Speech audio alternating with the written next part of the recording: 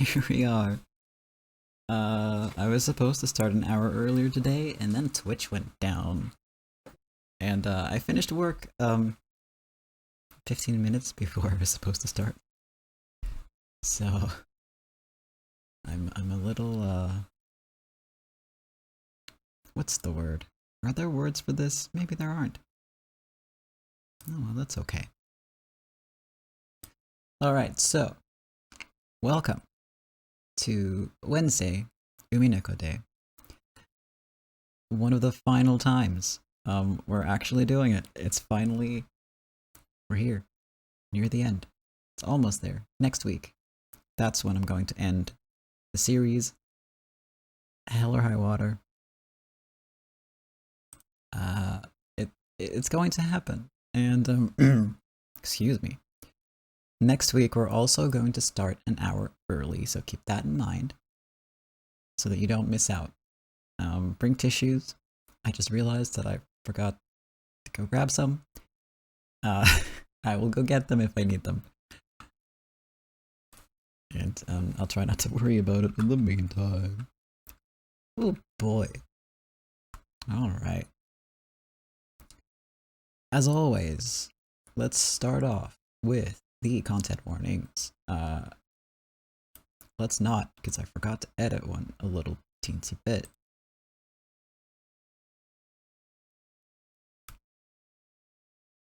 For clarity, let me just real quick, like, do it live. Starting an hour earlier, 45 minutes earlier. Thanks, Twitch. That's okay, I know that this kind of shit happens, it's fine. Running a big website is tough. Yeah, starting earlier might make me overconfident with the amount of time I have. We'll try to be careful about that, but it's a risk. It's always a risk. Yeah. Alright. For realsies this time, content warnings. Because, oh boy. As always, you know, it's a dark series, so deals with dark subjects. Keep that in mind. Look after yourself. Content warning 4. Character deaths, detailed descriptions of gore and body horror, child abuse, discussion and mentions of incest, suicide, and misogyny.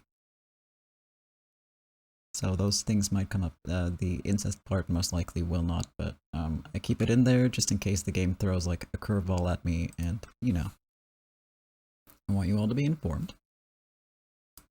That's kind of a big deal. Alright.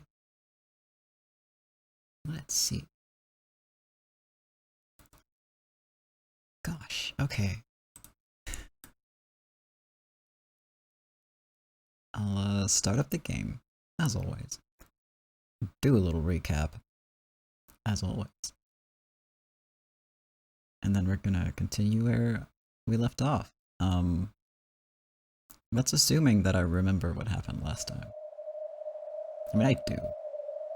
But the recaps are always a hit or miss, because sometimes I forget to remind myself what happened last time, and I just go for it, and the results vary a lot.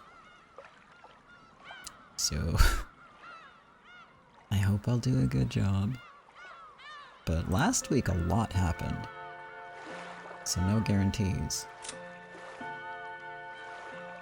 We started dealing with the aftermath of Anja's jump into the depths of the City of Books, which you know, after she learned the truth, she was overcome with basically despair. She jumped, died, and eventually somehow was found by her family drifting around in the Sea of Fragments, or the Sea of Emptiness? That's not the same thing as the Sea of Fragments. There are multiple seas. So she is reunited with her family, but before that happens, we get a sort of interlude of a person being found by Hachijo Ikuko. who is the human form of Featherine, and she finds someone like on the asphalt, on a road, in the rain, picks this person up, sort of adopts them in a way, and they start writing novels together. My throat went really weird for that sentence. They start writing a story together. And this mysterious other person is like, you know what? We should try getting this published. It's really good. And then we cut to Anja reuniting with her family. Feeling very bad about everything that happened, of course. Well, I say of course, but basically this is an accumulation of everything she's learned over the course of the story. And she realizes that, you know, you can make your own truth. And that can be more important, and focusing on the future instead of dwelling on the past is more healthy. And on that note, she and Battler decide, together with Lambda Delta, we're going to break into the City of Books, steal the Book of the Truth, and get the fuck out. Which, with some help from Lambda Delta, in getting there and distracting Burn Castle, after a pretty epic fight in which there was a lot of candy involved in that. Very strange. Very in character. After that, they do reach the room where the key to the book is stored, right? At which point, turns out Ava Beatrice has cleared the room. She's helped them by getting rid of the guards. They are on the cusp of finding that key now. At the same time, the siege on the Golden Land is continued. Erica has strolled into the Golden Land with a pirate hat and a ton of goats on boats. So that doesn't bode well. Or boat well. The family and the servants and all the magical people, characters, try to stall for time for Anja and Battler to come back by essentially faking an argument, like a big argument. Should we surrender? Should we fight? What should we do? And it works until Gota fucks it up by stating the opposite that he did at the beginning of the argument, which Erica of course picks up on. At which point, well, she's pissed. And she's about to unleash, you know, all the goats and the boats and the cannonballs that they definitely have on those pirate ships. So, oops. Gotta hope that goes well, I guess.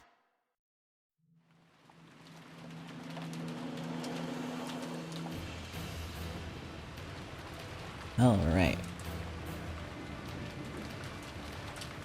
Tea is still too hot to drink.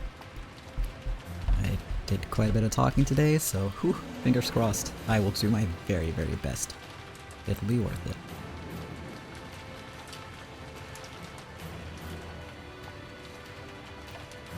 Then, finally, the barrier of the Golden Land was breached by the fleet's assault. It was a bizarre scene, more ridiculous than anything anyone had imagined. The sky of the Golden Land shattered like glass, and a fleet of sailboats flew in, one after another. And they were crowded with goats pushing each other and spilling off the sides. Oh shit.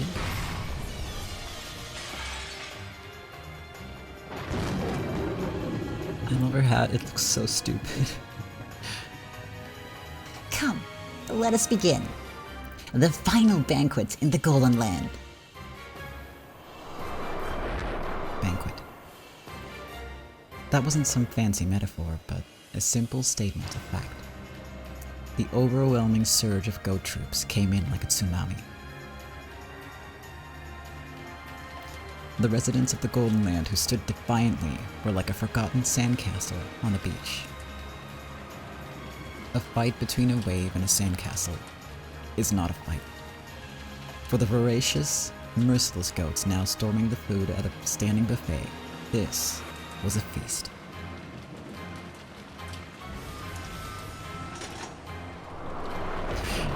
Go Natsumi. That's my girl. So be it. Kill them all. Good. Come, goats. Bring destruction to all that is born, stillness to all that moves, despair to all who live.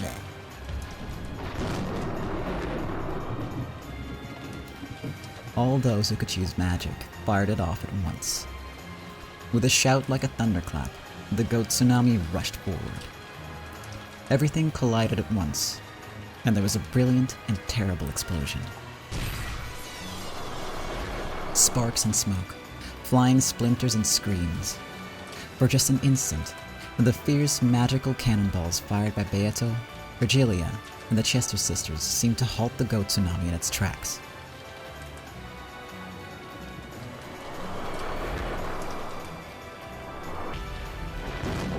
However, their numbers were so great that they didn't even flinch. The goat wave pressed forward, over the corpses of those who had been blasted away or fallen to their knees in weariness. The mound of corpses piled up, and still more goats were shot down as they tried to cross it. So that before long, it really was tall enough to be a tsunami. Pitiful. This golden land you built is nothing more than a sandcastle some kid left on a beach. Now be swallowed by the waves. She's having a little too much fun with this, I feel like. Perhaps you would do better to think of ripples beating meaninglessly against a cliff. A sandcastle getting swallowed by a wave. Just you try swallowing my castle. Swallowing a sandcastle seems really unpleasant. I'm sorry, that mental image was upsetting. A little bit. Beato lifted her hands, telling the pair of battle towers that had been hidden deep in the ground that the day of glory had come again. The goat tsunami looked up at it in shock. After all, this time the tsunami that towered over everything wasn't them.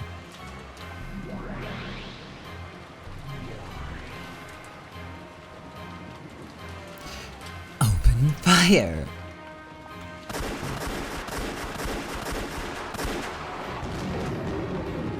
A thunderstorm of rapid-fire ballista rounds rained down from the battle tower gun ports. The goats let out a confused scream at the furious tempest that was bearing down on them. However, they saw something else too. Yes! Sorry. Mentally I was like, is it the smothered mate? And yes, it fucking was. Oh my god, it's so cool. In the sky, high above the tower, was a reaper astride a divine horse and backdropped by the moon, with a massive spear the size of a tower in its hand. The next words came not from the reaper, but from the great witch seated behind it. Return home. This world does not belong to you. Do it, master!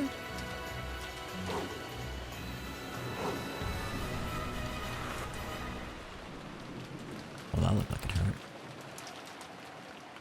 The heavenly spear pierced the ground. For an instant, it looked like some divine tower was sticking out of the ground. However, that was the very last thing those eyes ever saw.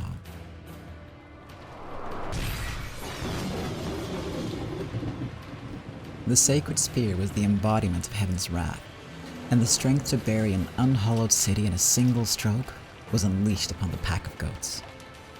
With a massive explosion that resembled a volcanic eruption, goats were sent flying all over the place.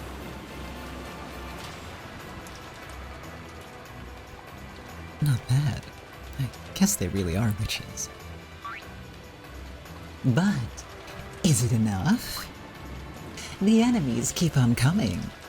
It looks like we'll be the ones swallowed up after all. At least you two seem to be enjoying yourselves. Everybody gets to talk again. Which is fine. I don't mind that at all. It's just Kinzo just kicking the door down with, you know, an evil laugh. It's rough on the throat.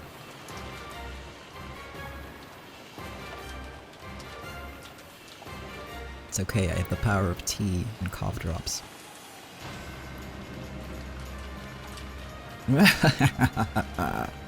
Festivals are made to be enjoyed. It seems our time to shine shall not be stolen from us after all. Looks like it. I'm all fired up. Yes. The crowd of goats truly was like a wave pressing in from the sea. You might be able to split a ripple on the beach with your feet, but you cannot split the sea. However, witches are those who do so nonetheless. Of course, that meant the other side also had one who could split apart the sea. Suddenly, smoke poured from one of the two battle towers, and it began to crumble, shaking the ground as it collapsed.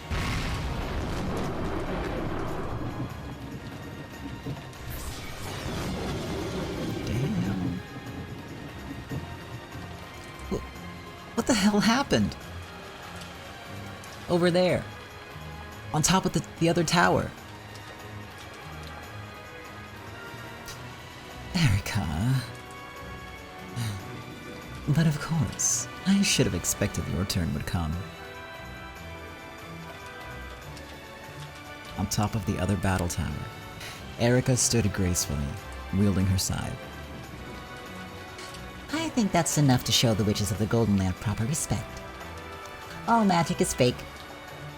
A fantasy sandcastle that will always vanish when mystery swallows it up. Playing witches was pretty fun. I think I remember playing something like this with some older girls from the neighborhood when I was younger. So, let's bring this to an end. Now it's time to hear your screams. Erica threw that pretentious pirate hat she had been wearing this whole time into the sky. With the moon behind it, Erica's form, her after-image, vanished from the tower's peak. Where is she? We have her on radar. On the side of the tower. Oh shit, new CG. Shaking with a wild, joyous laughter, Erica dashed straight down the side of the tower. She twirled her scythe like a gymnast's baton, dicing up the wall, gun ports, pillars, and everything else as she ran, leaving a trail of smoke behind her. So, from the sidelines, it looked as though a line of smoke had suddenly split the tower from top to bottom. The golden arrows of the Chester sisters chased after Erica like golden threads in a sewing machine.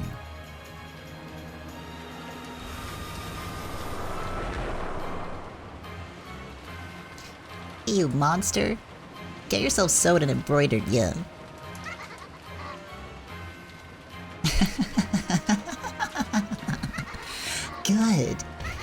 Good. Good. Even the golden arrows couldn't catch up with Erica. Finally, Erica reached the bottom of the battle tower, and the golden bows ejected empty cartridges.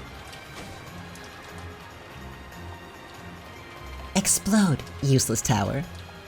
Did I get that right? Erica, who had now landed on the ground, slowly stood up and tapped the tower behind her with the handle of the scythe.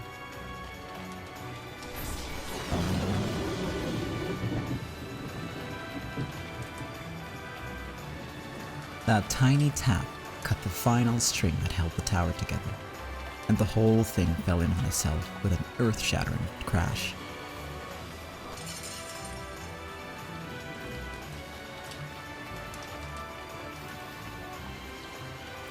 Once again, the dark tsunami rumbled forward through the rubble and smoke. I am Fururo Erika, Witch of Truth. This moment marks the dismantling of the Golden Land by the truth. Dust to dust, illusions to illusions. I'll end your daydream for you. Come, try to remember, you specters of the past. Remember how you died so long ago.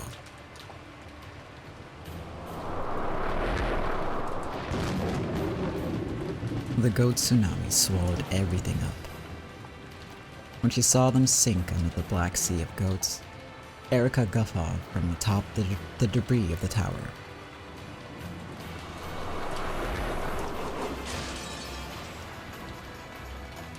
Come on now, kill them, massacre them all.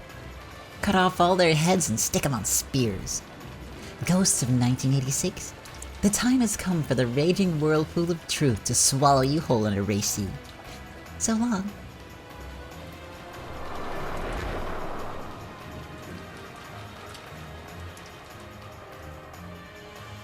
Well, shit.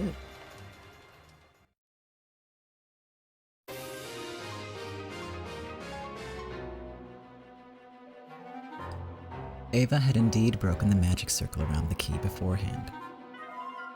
By the time Battler and Anja reached it, it was crumbling like the sand in an hourglass.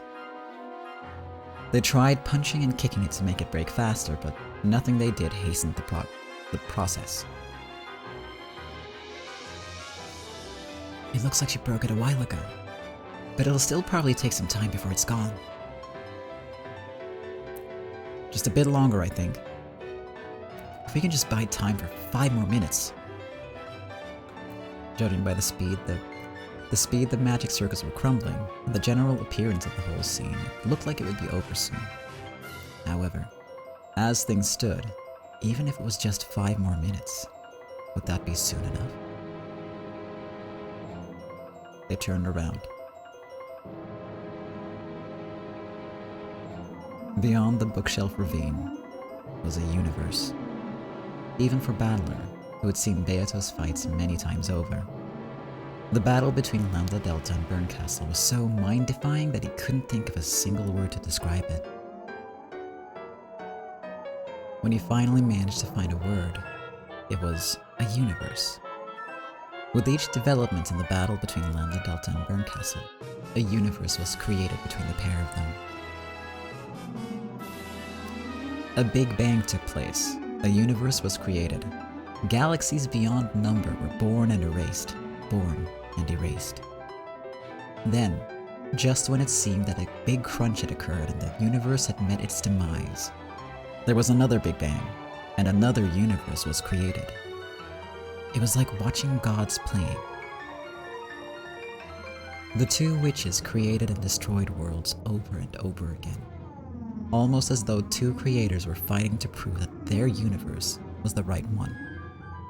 If you let your guard down in the slightest, then just watching this would steal your soul. That's how it felt.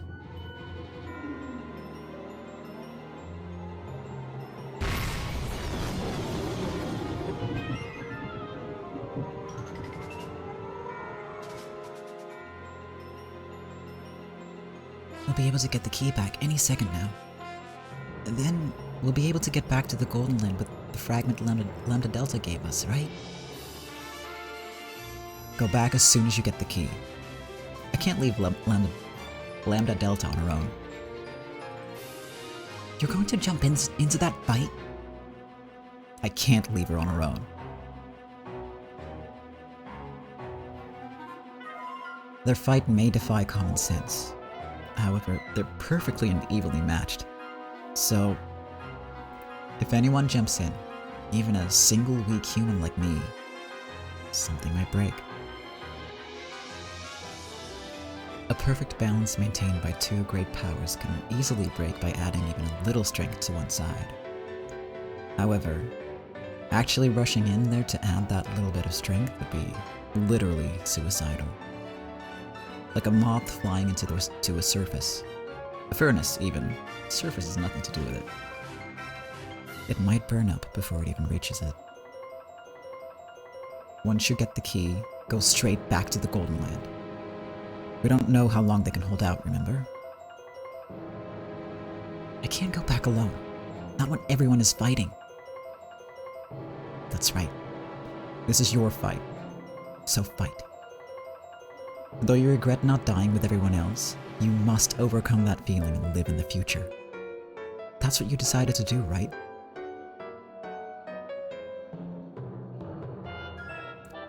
Anja had no words to respond with. Her brother and everyone else would probably die. So, she wanted to die in the same place at the same time as everyone else. However, that would not be permitted, and she knew she mustn't wish for it. She had already made up her mind. She had sworn to live in the future, without turning back to look at everyone's deaths. When you get back to the Golden Land, show the key to Beato. Beato will show you 2 doors. Then, she'll give you an easy puzzle and tell you to open one of them. That's the last game on my game board. 2 doors. Of the 2, one will lead you to the future. Don't worry. I'm sure you won't choose the wrong one now. Also, once you go through it, don't turn back until the door closes. Why can't I turn back? Once the door closes, you won't be able to see our fate anymore. In other words, we'll be shut inside the cat box. The fates inside a cat box has endless truths. That's right. We might have lost pathetically, or we might have made a miraculous comeback and survived. In other words, if you, the Witch of the Future, are sent into the future without witnessing the end of our conflict, we'll still have a chance at victory. However, if you keep on looking at us, you'll see when we get annihilated. That'll put the odds of our defeat at 100%. So, to give us a miraculous victory, you must not turn back once you go through that door. Got it? Yeah. So, I'll go and help Lambda Delta. If you go back to the Golden Land after seeing me walk off like a hero, that's how my story will end for you. The result of your battle will be sealed in the cat box. So, you can never lose. Exactly. So don't look back. You'll have the key soon. Go back to the Golden Land like your life depends on it. So, real quick, I've one message for the you of the future. Don't forget it, and engrave it into your heart. Okay. Okay. No matter what happens, never abandon the hopes that keep you alive. All of us are always behind you. If you just believe, we can even speak to you. You hear me? Believe. If one thing is certain, it's that miracles happen when you believe. At that moment, a massive explosion engulfed Lambda Delta and Burnt Castle. Surely, one of them had landed a powerful blow. There were no further explosions, so surely that strike had decided the match. When the smoke cleared, who would be left standing?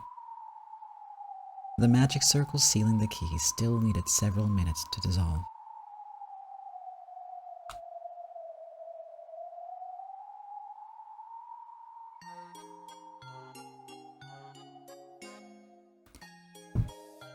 Are you still there?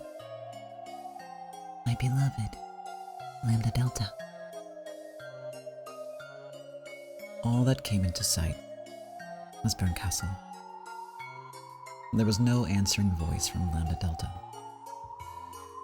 If this was a sign of Burnt Castle's victory, it didn't cause her expression to grow any brighter. Too bad, Lambda. And I thought we'd be able to build a universe together. It's too bad. Really, too bad. Castle was still focusing all her nerves on the battle, so she took no notice of Balor and Anja by the key. However, she would probably notice soon. And then, there would be nowhere to run. The last circle of the magic circle was starting to fade away. However, almost cruelly, the final circle went slower than the rest. Seeing that, any hopes that it would dissolve in a minute, or maybe a few dozen seconds, were crushed, absolutely. Balor readied himself. Well, this fight probably won't work out as well as the last one, but looks like I'm up now. Oni-chan. You're great, Anja. I'm proud that you didn't try to stop me. With tears still pouring down her face, Anja lovingly rubbed her cheek against the hand that had been patting her head.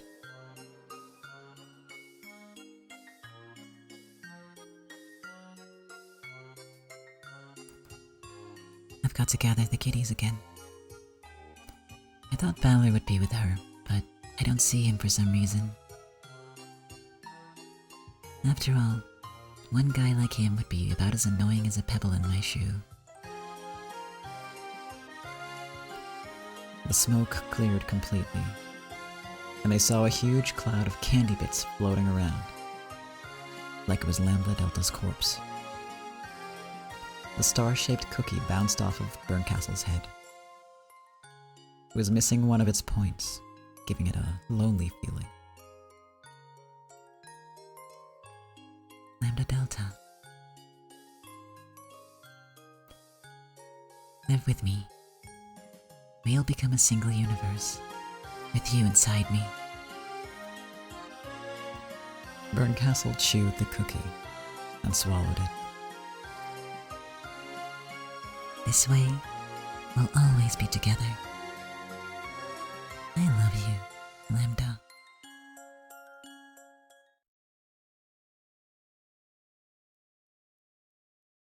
Oh, I need some tea for this.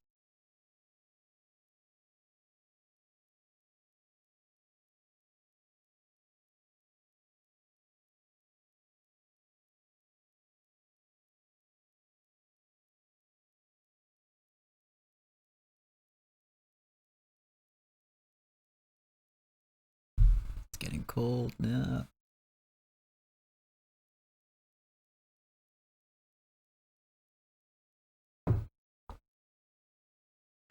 Me too, Bern. Berncastle's stomach suddenly swelled like a balloon. The bulge rose from her stomach to her throat, then exploded like a firework from her mouth.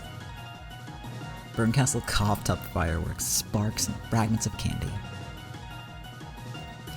You still haven't gotten out of your old cat habits. You know you shouldn't eat snacks you find lying on the ground.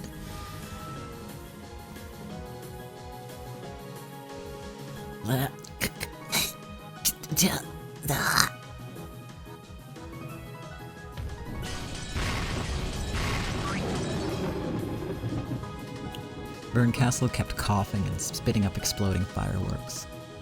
The birth of a small universe from that sweet had hit her directly from the inside of her stomach. Even Berncastle couldn't withstand that.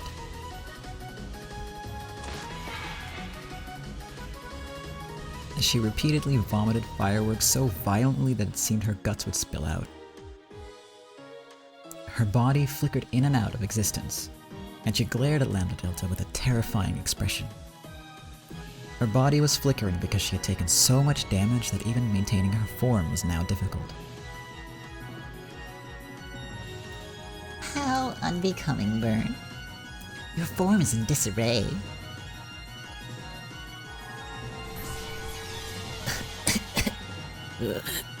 Lambda. I sort of felt like losing for a bit, but I changed my mind. If I became a single universe with you, you wouldn't whisper to me of your love anymore. True. I'm not the type to give food to a fish I've already caught. I know. That's why you shine so beautifully. You lead others on, but never fawn on anyone, just like a proud queen of cats.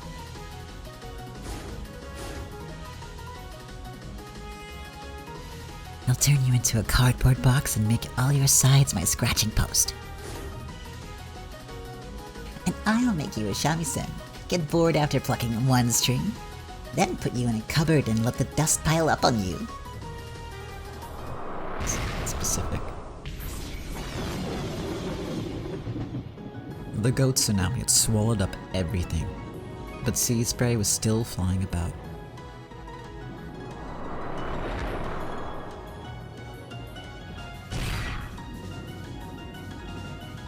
The reefs resisted the ocean trying to cover them, smashing waves left and right.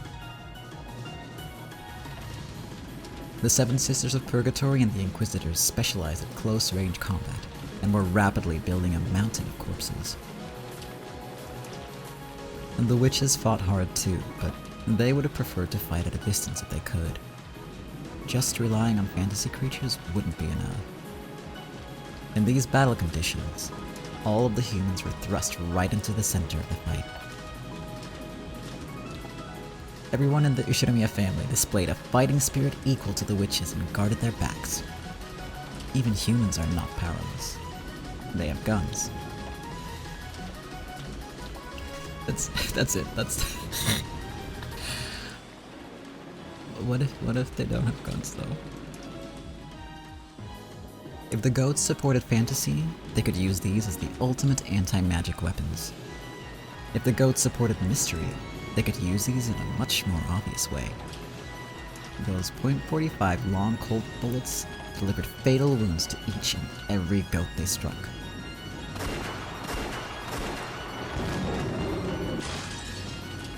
You stubborn vermin. How long are you going to resist? Will you just lie down and sink into your watery grave, Ushinomiya?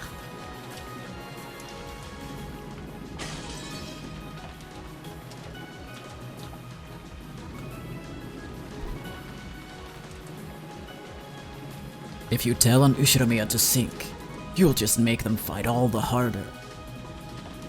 Little girl, you have no idea what the Ushinomiya family is. You were dead even before 1986. It's about time you stopped moving, Gramps.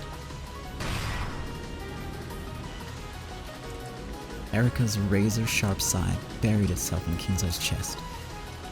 It dug straight into his heart, but the daring smile on Kinzo's face didn't even falter. Oh, and was my death ever witnessed by anyone outside the cat box? I am indestructible. Indestructible!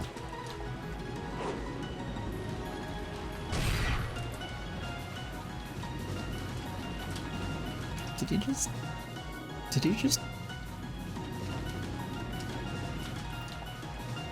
Kinzo just punched Erika.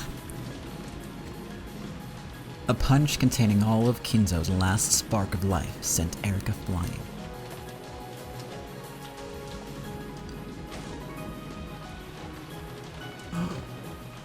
UCG. Father, are you okay? March over my dead body and onward. An Ushinomiya never turns back.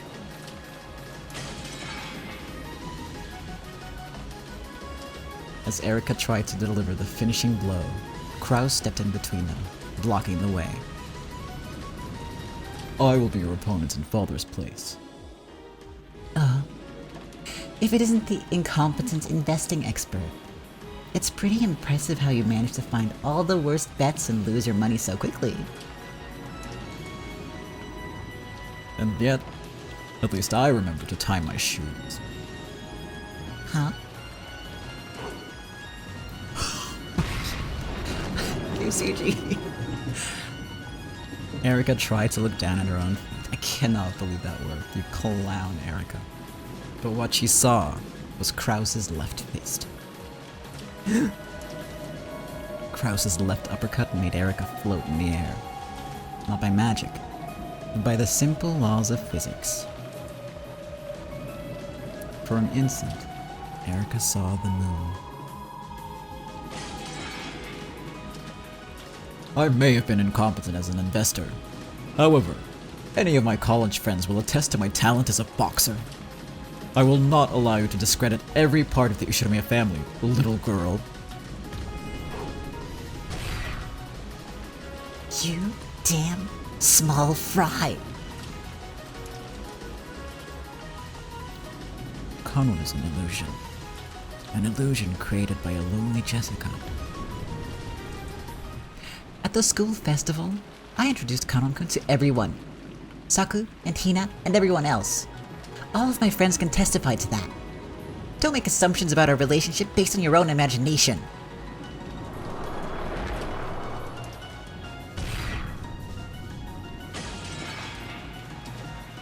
Jessica's body blow made the goat's massive body cave in.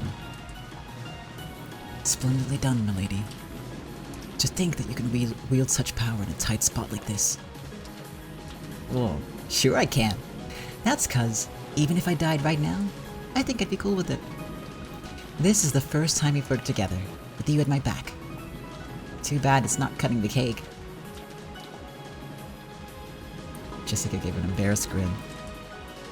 She looked even more relaxed than she had on the stage at the school festival. Oh no, it's so cute. If we can't cut a cake, then let's cut something else. You always try to sound cool with everything you say. But I like it that way. The massive bodies that rushed at them, trying to deny their relationship and their very existence, had two choices: to be sliced or struck. Each time one of those bodies hit the ground, it became proof that the two of them existed. So I think that solidly answers my question about what happens if family member no have gun, family member have fists, or magic. Shannon is an illusion. George is an antisocial shut-in. Their love itself is an illusion and doesn't exist. George-sama, look out.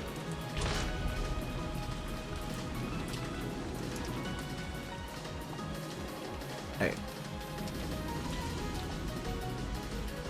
All the new CGs are amazing. The goat's log-sized fist buried itself in George's face. They were in the middle of a tightly packed melee, and there was no way to dodge an unexpected attack like that.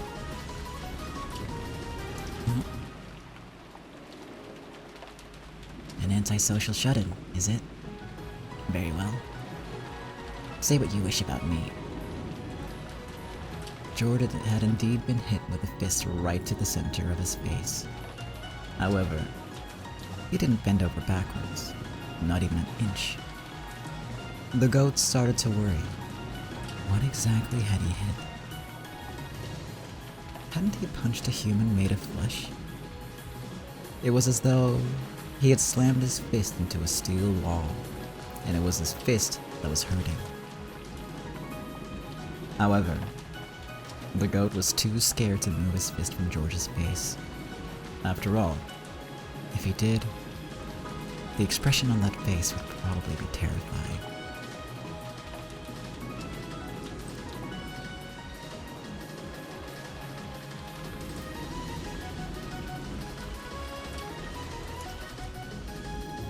George's hand knocked that fist away.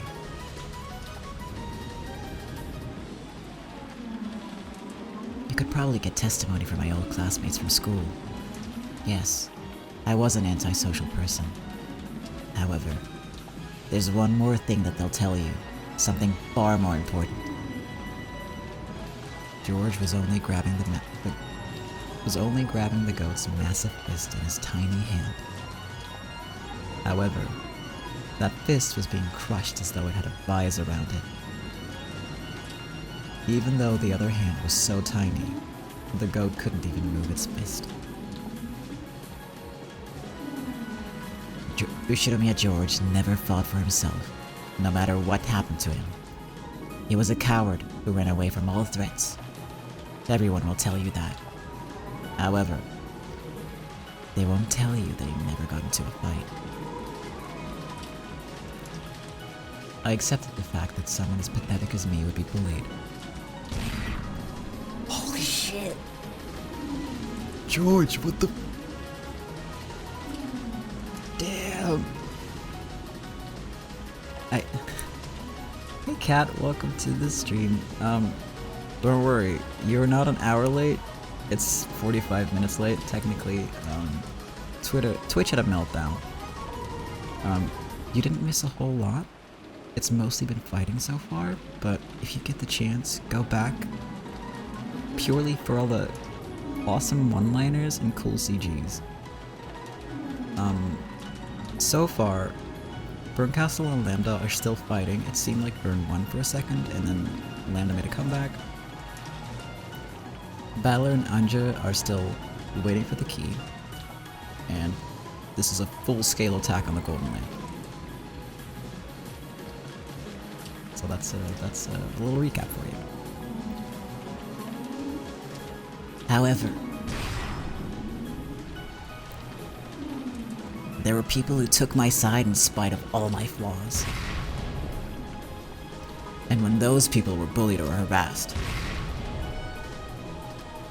never, even once, did I tolerate it.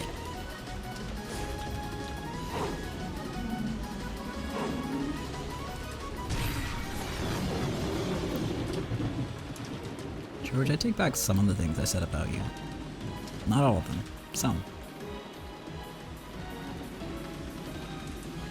That was very cool. What the actual hell?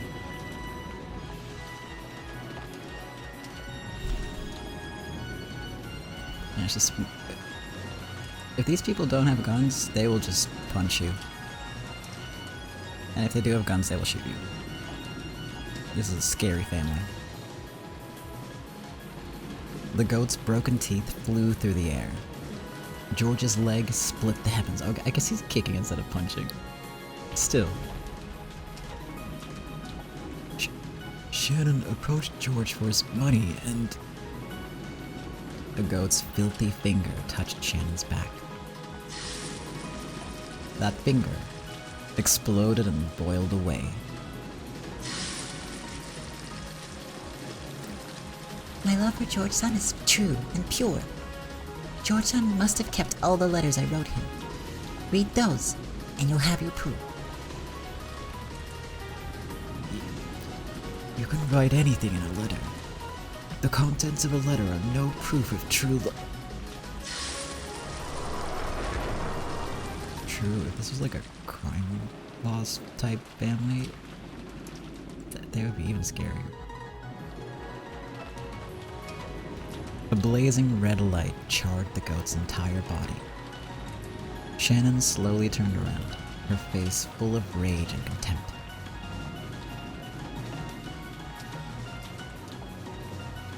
Pitiful spectator, ignorant of love. You have not even the capacity to read the hearts of others, much less a mystery. Disappear.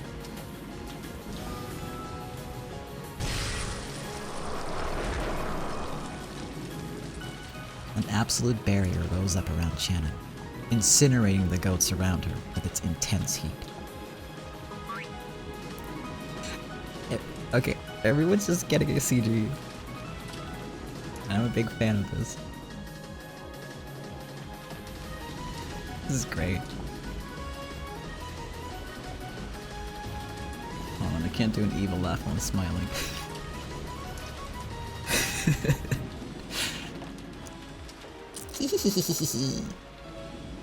Yeah, maybe we are dead. But that doesn't give anyone the right to criticize us. No one can deny the love Mama and I shared. Maria grinned, showing her teeth, and performed her job without even looking at her hands. Then, she gave the fully loaded rifle a rough toss up into the air.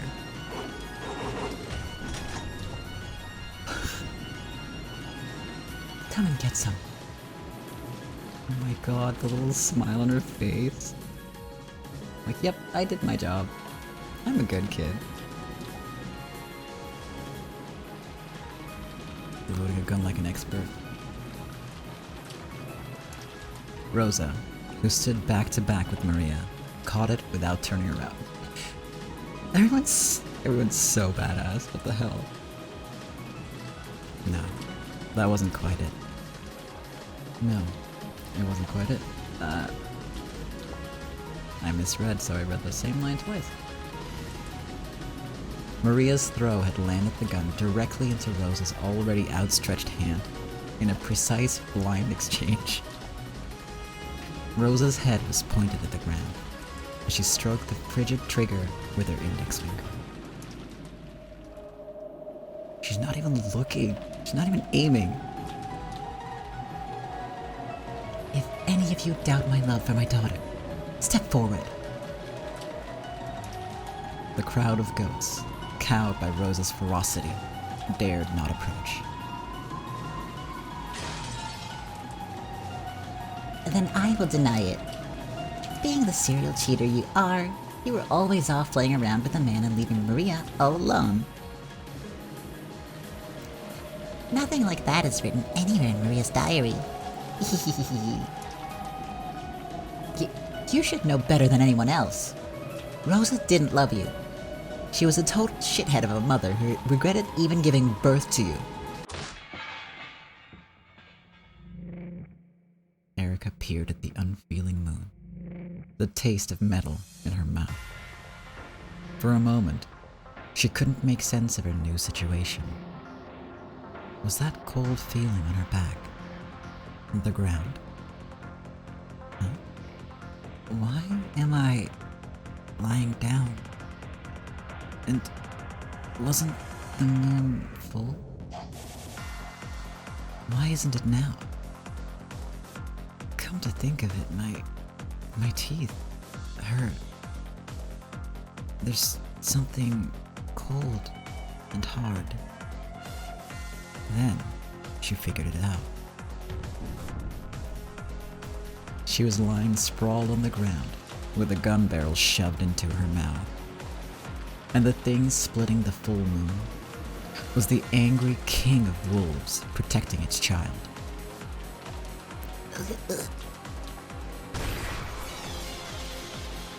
The gun barrel exploded inside her mouth, shattering her medulla oblongata. But it was only her afterimage. What a terrifying woman you are. Are you really human?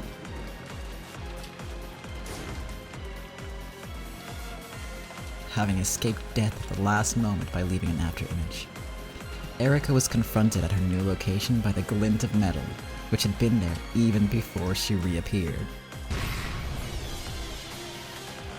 The fountain pen went right through Erica's eye, crushing it.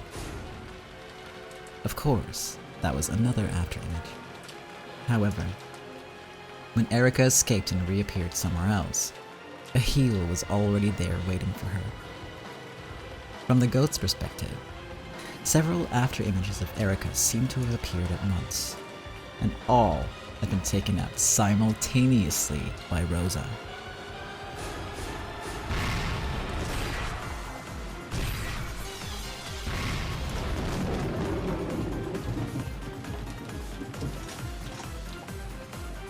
If you say that again, we'll have to get serious.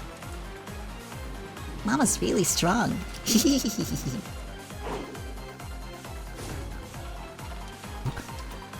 What the hell? And so, Erica couldn't reappear anymore. At the very least, not within Rosa's range of attack. Erica put a lot of distance between her and Rosa, reappearing in midair. What are these people? What the hell?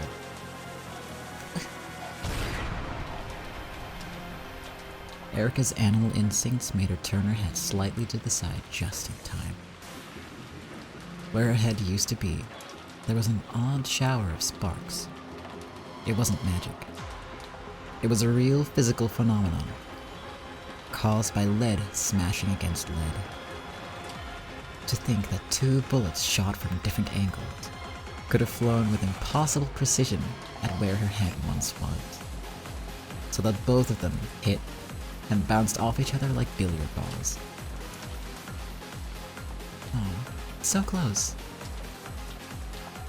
Sorry about that. We're big fans of the whole take out the boss first strategy, you see. You know, we're pretty good at clay pigeons, not play pigeons. Flying along in a straight line probably isn't a good idea. The 2 of them spun their rifles in exactly the same way at exactly the same time, reloading them in a way that put old westerns to shame. Then pointed them back up at where Erika was in the sky. You monsters! Once again, their accurate shots plunged through the forehead of Erika's afterimage, bouncing off each other like billiard balls with a shower of sparks. Damn. This time, Erika appeared far behind them. She had to admit it. She'd been forced to escape to a place outside the range of those guns fired by humans. Then, the light from the moon was blocked. The place that she had fled to so rapidly exploded, sending chunks of rubble flying. A massive longsword had been plunged into the ground. It was Delanor's sword. Oh. If it isn't my old friend.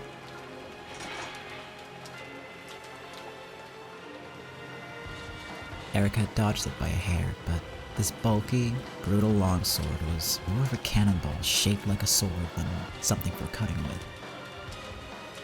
Despite her successful dodge, the blast of air pressure made her eardrums throb. Delanor was serious. She had seriously intended to smash Erika to bits. What's with the scary face? Can't you try and act a bit, I don't know, cuter? Do you find this enjoyable? Destroying people's dreams and illusions? Of course it's enjoyable. What do you expect an intellectual rapist to do? You are an evildoer. Hey Camel, thank you for the bits. And yes, big drama, big fight time. This is like former friends fighting against each other with bright glowy swords. How's it going? Also, Kat, I don't think I asked how you're doing. How are you doing? You are an evildoer. And yet, I used to believe you were the sort of evil that could be sympathized with. I never asked for your sympathy. Not cutting you down immediately upon our meeting. That sin of mine is what helped bring this day to pass. Lanor's hair bristled with rage. No time to stay. Well, I hope you have a good night. Stop throwing bits at me, please. You're making me blush. Also, thank you for dropping by in general. I appreciate that a lot too.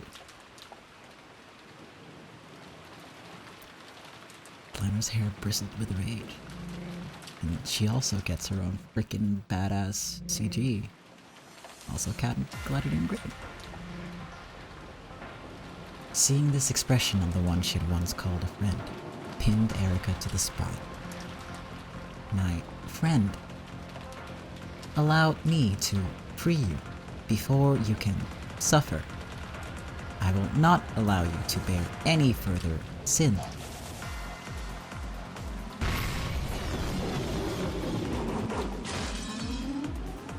Whoa, wait.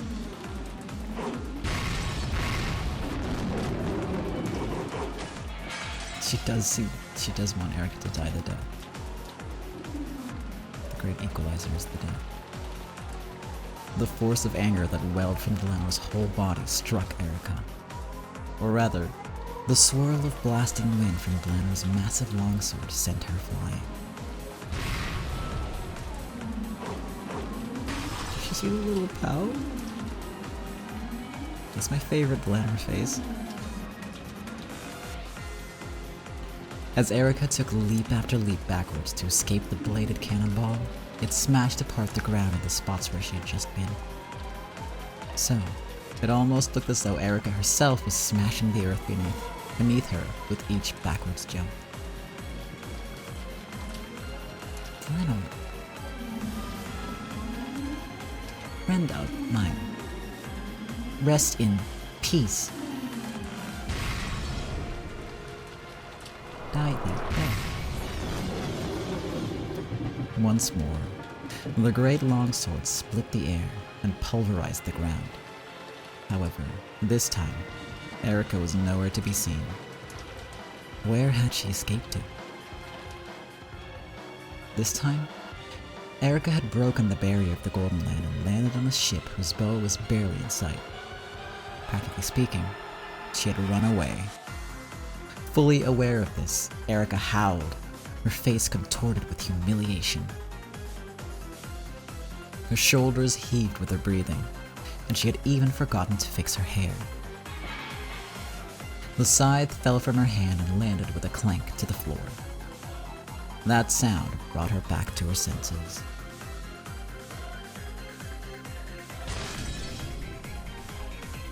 You good-for-nothing goats! What are you standing around staring for? Open the gun ports. Load concept negation explosive rounds.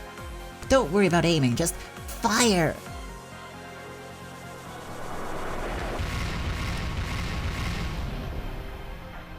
Sorry for the yelling, it's because Erica was yelling. It's her fault. The warships that had flown into the Golden Land opened their gun ports one after another. Then, they all fired at once in a scattered mess of cannonballs. The hundreds of explosive rounds they fired would negate the concept of anything or person they touched, smash them into little bits, and set them ablaze with flames. Intellectual escapist. True. The battlefield, full of writhing goats, became a fiery hell.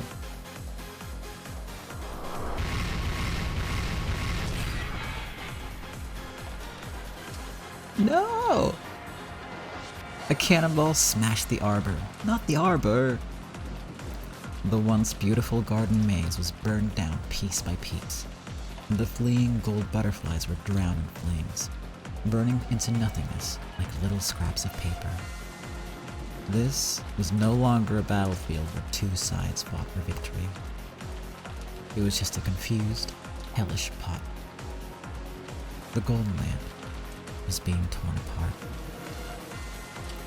The once beautiful rose garden was filled with explosion craters, and its rose petals were scattered about without pity. Flying bits of flesh, blood, fangs, jaws, shrieks and half-crazed screams. And even amidst this hellish swirl, the goats and the dead continued to fight. As seen from atop the boats, this was, without a doubt, hell. All ships, drop anchors! When Erica yelled, the goats on the boats ran around frantically, and, one by one, massive anchors hanging by chains were thrown from the ship's bows out? I always forget. Down into the earth below. Those anchors smashed through not only the ground, but the bottom of the Golden Land itself, digging in with their wedge-shaped tips.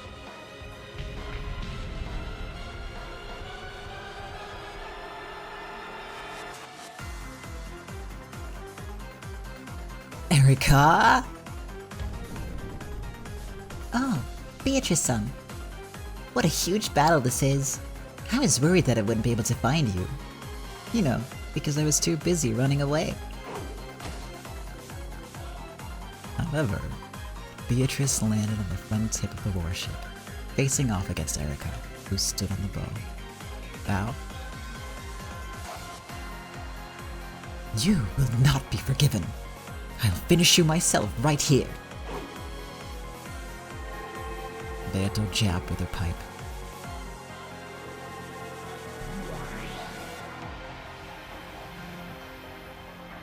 It transformed into a beautifully intricate, long and golden sword. Very well. Bring it on. Let's settle this. Erika threw her scythe up into the air. When it returned to her hand, it had become a sword similar to Beato's. The nearby goats crowded around Erika, trying to support her. Stay out of this. Anyway, you all need to start lifting the anchors. Tear up the Golden Land by its roots. Aye aye, sir. The goats saluted and rushed to their post. Several dozen ships had lowered their anchors, digging into the base of the Golden Land. Soon, they were going to pull them up and try to tear the Golden Land to pieces.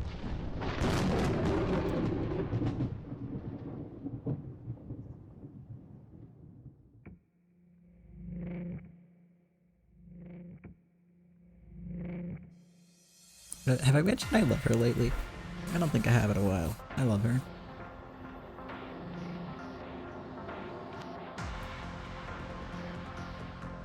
Come, Erika. I'll give you the honor of my final duel. Beato raised her sword, bowed in the ancient fashion, and waited for her duel opponent. Erika kicked off her shoes violently and slowly walked up to the tip of the boat barefoot. Oh man, it has been a while since I said that then, huh? Dang. Well, my feelings have not changed. Then, in accordance with Beato's rules, she bowed back. A duel on the prow of a ship that pierced the sky. Below, the crowd of goats was being blasted away by the indiscriminate cannonballs, burned up and crushed in the panorama of this world's end. Even thinking about who among the Shiroyan family was still alright was now ridiculous. Even thinking about it. Yes, it truly was the end of this world. The end of the Golden Land. Ground to dust, filled with flames. The golden rose garden was burning spectacularly, the air filled with a shower of burning sparks and gold dust.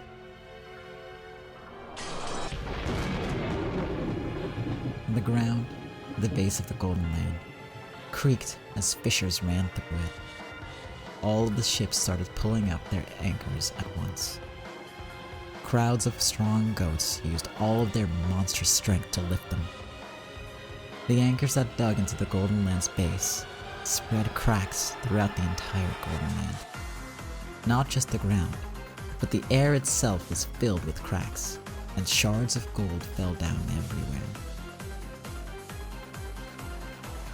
The Golden Land's end was adorned with the flames of hell and streaking gold fragments, with fiery red and ephemeral gold. Atop the boat's prow, Beato and Erika looked down at this, their swords crossed and sparks flying between them. Now there's one hell of a sight to see. Don't you think it's fitting?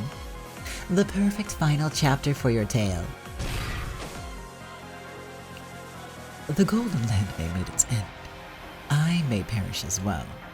However, No one can erase the fact that we were here. Anja reached the answer.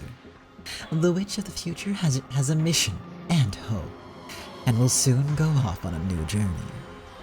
We have already succeeded. Too bad, Furudo Erika. This battle ends with our victory.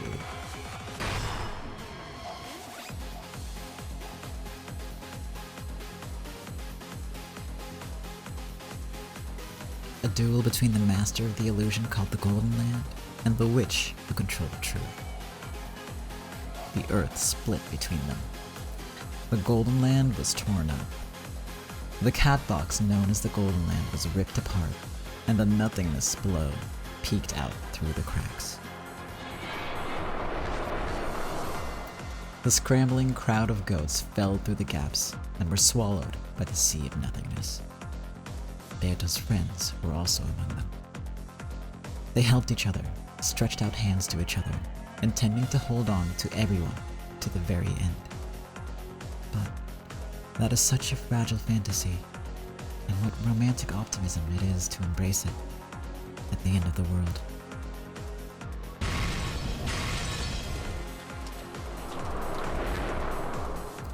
The ground shattered and sank. It fell apart into the sea of nothingness, the ocean of nothingness. None could survive. No, none could be saved. This was destruction. As the friends fell into the sea of nothingness, they looked up one last time and prayed. They prayed that the master of the Golden Land would leave proof that the Golden Land had indeed existed. However, Beato didn't look down at them. They wouldn't have wanted her to. This is our Golden Land. I am the endless and golden witch Beatrice, and I am here. Though we may fall, we will not suffer defeat. You will become living evidence. I'll carve the proof of our existence into your chest. So long, Beatrice. This marks the end of your execrable endless game. I don't know what that word means.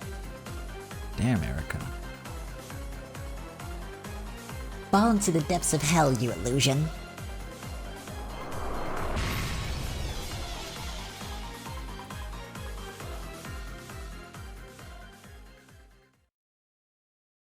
It was a tongue twister for sure.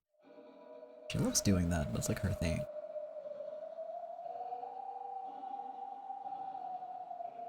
Lambda Delta and Burncastle's fight to the death had passed through its phase as a dynamic clash of fireworks, and was now a clash that was quiet and motionless. These two witches, who possessed power on an entirely different level, may have been truly equal in strength. The battle could only be resolved by mutual consent, if one of them lost interest or found some other reason for wanting to lose. Since both were putting their all into the fight without yielding a bit, they were absolutely and completely equal. And let's not forget that Battler is planning on joining them in their fight in the hopes that his tiny amount of strength, comparatively, will tip the balance in Lambda Delta's favor.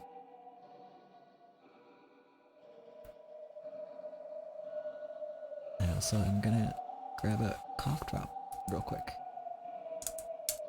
Yes.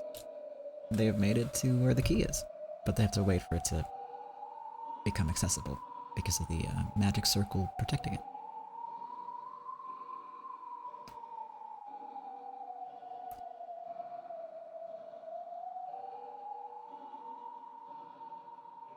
Lambda Delta. I'm glad to have you as a friend. Oh, Cat, she did, but she came back.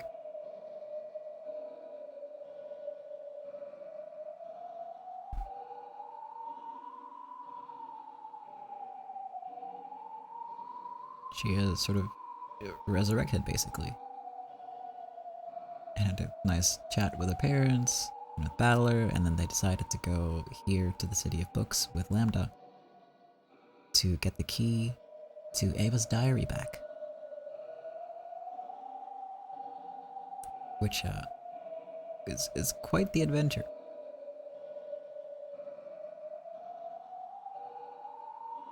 Oh yeah, her story was not over because it's basically about her at this point.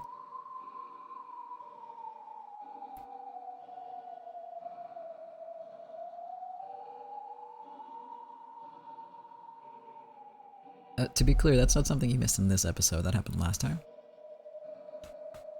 So don't worry about like missing like nuance or details from this episode. Because it was mostly fighting.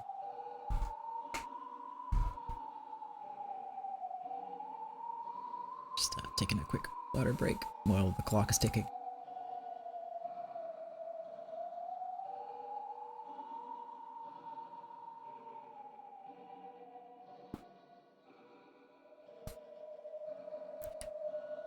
I guess so, but it'll come back to you, I'm sure. It was like right before that, there was like the interlude with Featherine, who picked someone off of the asphalt. He was like lying in the middle of the road, very badly hurt, couldn't remember anything.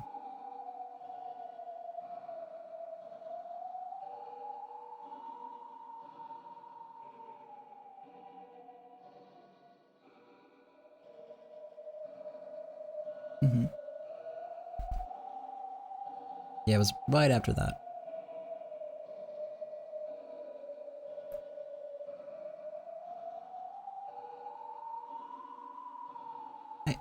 I do think that like the narrative sort of implies that there's like a link between those two, or like to the extent that you can assume that they're the same person. Whether they are or not, I'm not gonna say.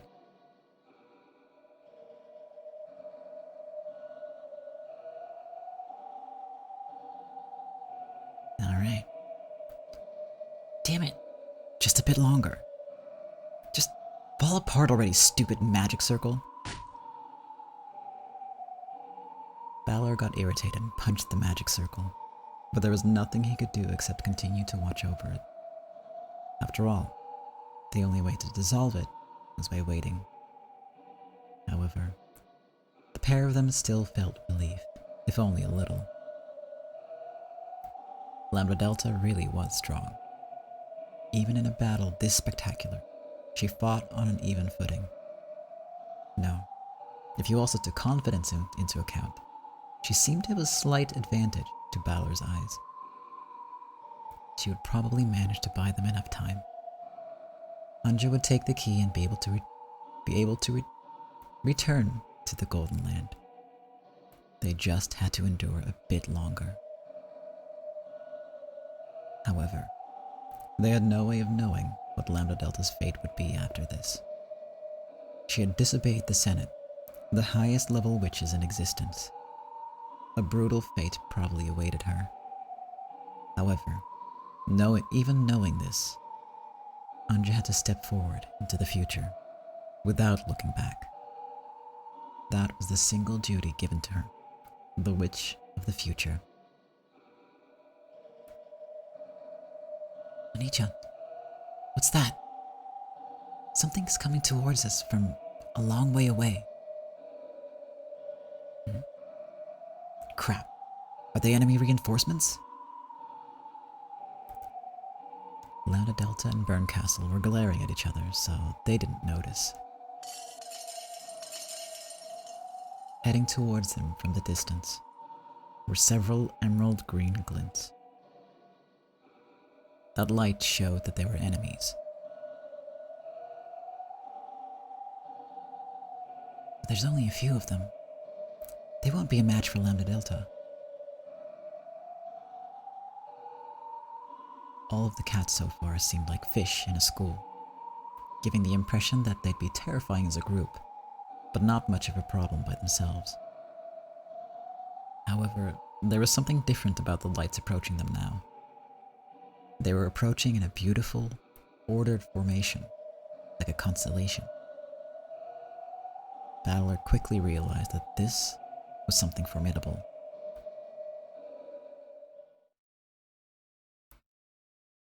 My Miko, isn't it about time to prepare the key?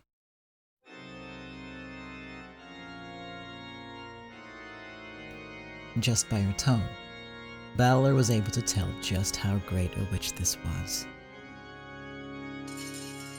The black cats that surrounded her in a graceful and systematic constellation were all wearing large capes with elegant designs. It looked as though great overlords from many worlds had been transformed to cats, leaving only their capes untouched. What Battler imagined was quite true. That was exactly what had happened. These were the overlords from many worlds that formed Featherine's personal guard. Their bodies took the form of cats merely as a sign of respect to their master, who took the form of a human. These were entirely different from the pack of wild cats that served Burncastle. Hello, Aurora. Oh, is it that time already? Keeping the guests waiting in anticipation is an important factor when holding a party. It is, however, not something I am particularly fond of. As she said this, her eyes flicked to Lambda Delta. The latter bowed hurriedly. Though Lambda Delta grinned, she was also sweating, with a brow furrowed with tension. How long has it been, Lady Lambda Delta? A pleasure to see you, great Lady Aurora. This is no place to entertain one such as yourself. Did you get lost on the way to the party? If so, allow me to guide you there myself. That would be an honor, great Lady Aurora. Featherine Augustus Aurora, the legendary Great Witch. It is said that she transgressed the limits of a witch, becoming a creator, and that, upon reaching this forbidden plane, she was cursed with a deadly ailment. However, in life, she once turned her pet cat into a witch. They say that this second witch wanders the sea of fragments endlessly, searching for any fragment capable of reviving her master from the pit of death called boredom, if even for a moment. And the cat did revive her master. Revived the sacred witch who had reached heights none should reach. Just as witches look down from a higher world and sneer at humans, calling them pieces on a game board, so she looks down from a world higher still and sneers at the territories of witches, calling them pieces on a game board. If a witch's strength is measured by the height of the world they are capable of reaching, then she was like a witch come back from the realm of the gods, the one who had touched the highest, forbidden heights and survived. Was there any chance of winning against her? No. Not only could Lambda Delta not choose to win, she couldn't choose to lose either. My Miko, would you mind playing with your friends some other time and getting back to work now? Prepare the key. Okay.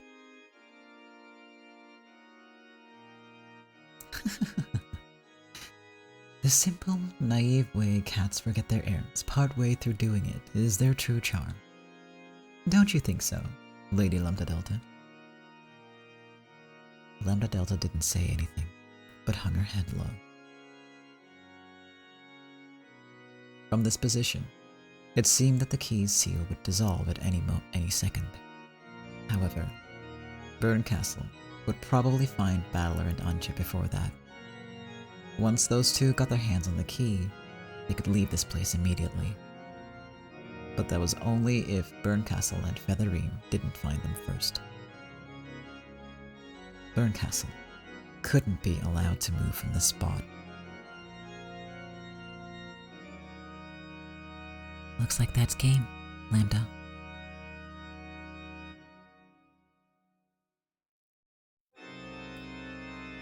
I am the Miko of the Great Witch Aurora, remember? You haven't forgotten that the Witch of Theater-going bestows her protection upon her reader Mikos, have you? Still keeping her head lowered, Lambda Delta gave no answer. The Witch of Theater-going gave protection to her reader Mikos. If Lambda Delta attacked Burncastle, who was a Miko, then the Great Aurora, in accordance with her contract, would take that as an attack against herself and respond accordingly. Let's make a deal. But for what? Where is Battler hiding? If you come clean, we'll let all of this slide. Is the Witch of Miracles afraid of a tiny little piece like Battler? It's because I am the Witch of Miracles. I won't forget that even a little pebble like him is capable of creating one. It was a little pebble that got a big break as the Witch of Miracles, after all. I'll ask one more time. Where is Battler?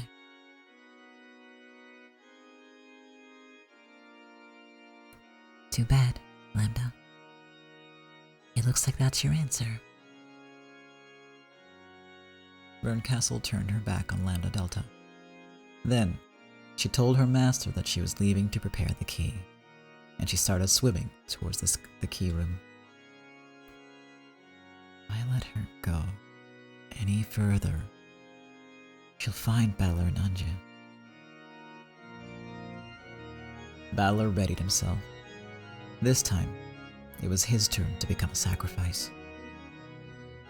Even though he was nothing more than a single pebble, he could still put out an eye.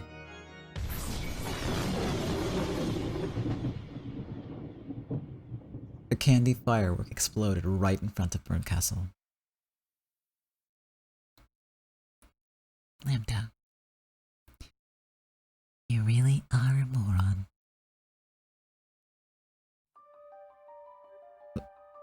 Lambda Delta. I've done it now. Battler, Anja, the rest is up to you.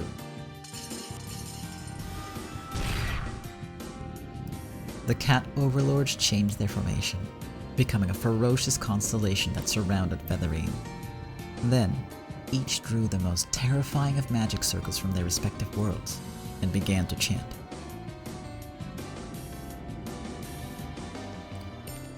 I am slightly confused. My Miko, and you too, Lady Lambda Delta. What sort of sideshow is this? It looks like Lambda wants to stop me from going to get the key. Oh. And what would the point of that be, I wonder? If you're having trouble understanding that, then you must be getting a bit tipsy, Featherine. It looks like you need to pick me up. Lambda Delta acted as tough as she could. Her fingertips were shaking slightly. An attack against a Miko is considered to be an attack against her master. You should know this as well as anyone, correct? I know it. That's the rule that says I'm gonna have to pick a fight with you guys. Huh? Have I or my Miko caused insult to a Miko of yours?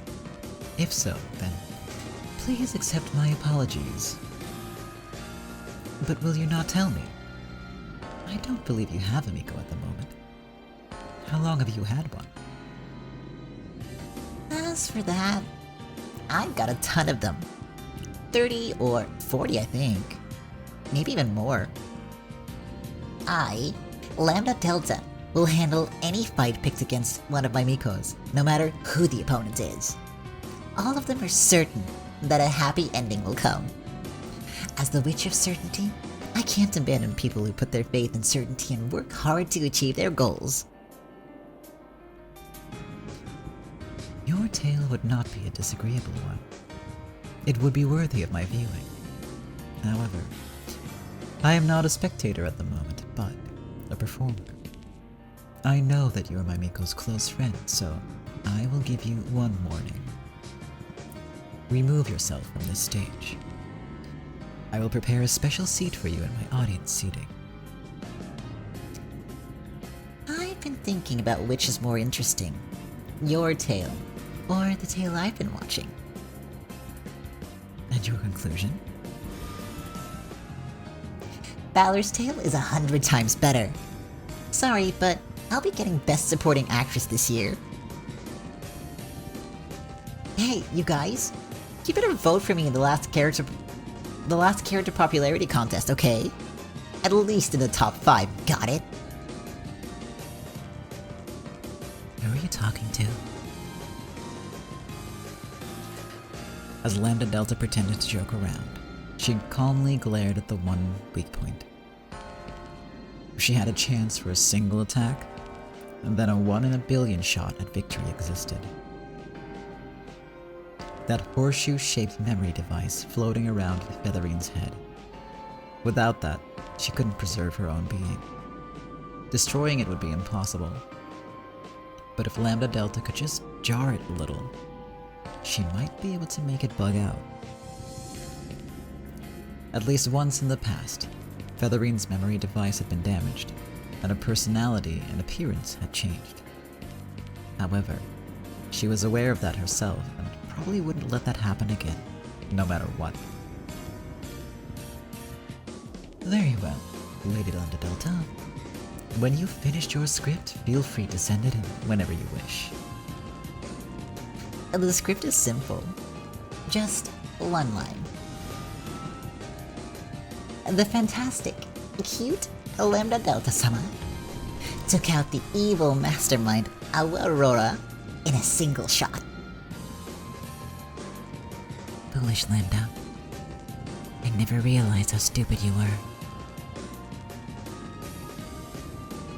The cats need not interfere. I will personally reward Lady Lambda Delta for the courageous tale she has submitted.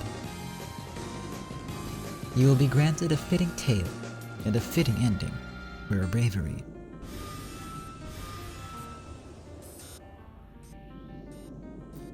Featherine, Augustus, Aurora. Lambda Delta summoned magical power from her whole body and raised it in a mass above her head. Forgive me, but... And then, the world's time stopped. Everyone gets a CG. Your script will not be used. After all, rather than time stopping, it was more like someone had stopped flipping the pages of a book. In this motionless world, closely packed letters appeared. The one writing the rest of the script will be me. And they were the tale that had been written up to this very moment.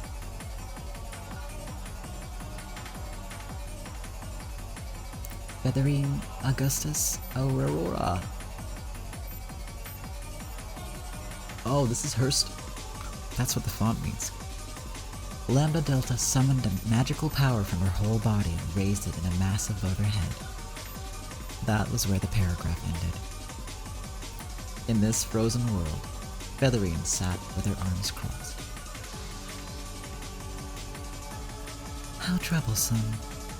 It's been so long since I've written a fight scene. After such a development, how vexing it is to be suddenly handed the pen. When I get stuck writing, I try to write in reverse.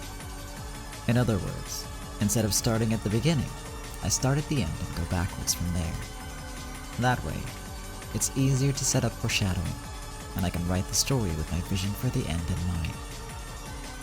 The only downside is that it's surprisingly difficult to write the climax without having set up the story first. For lack of a better idea, I'll start at the end of the fight and go back from there. Lady Lambda Delta, having suffered defeat at my hands, you draw your last breath. As Featherine said this, words were added to the massive group of letters that filled the frozen world. However, she was starting from the end, so there was a large gap between newer words and the old ones. So, what will your defeat look like? You should probably have a heroic end to suit your bravery. How about this? You get blasted away by something or other, slammed against a bookshelf, your limbs snap off, and then, having perished, you fall into the darkness and disappear. Yes, quite a flashy way to go. Good. For now, that's how your final moments will be. The blanks were being filled up with the outline Featherine spoke of. At the same time, Lambda Delta's figure was wiped out. After crossing her arms and thinking again, Featherine pointed in a suitable direction. Spread-eagled against the bookshelf Featherine had pointed at, reappeared Lambda Delta, who had slammed into it after something or other blasted her there. Well now, I must write up the fierce battle that leads to this end. But as you correctly surmise, I'm a little bit tipsy at the moment. I'll fill that part in later, when I have some time to go over it nice and slowly. For now, let this be enough. I promise to add in a heroic fight to your liking later on. Featherine snapped her fingers.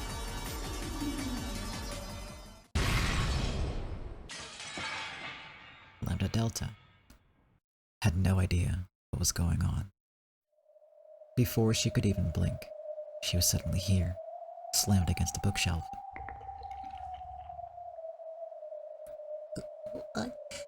What is... She couldn't comprehend what it was that Featherine had killed her with. However, that was only natural. After all, even Featherine herself hadn't decided. However, Lambda Delta did understand one thing. She was already dead. Streams of blood dripped from the corners of her mouth. Then, lines of blood appeared on her wrists and ankles, her elbows and knees. She looked like a marionette doll of herself. What killed me? Precisely, Lady Lambda Delta. Let me know if you have any good ideas.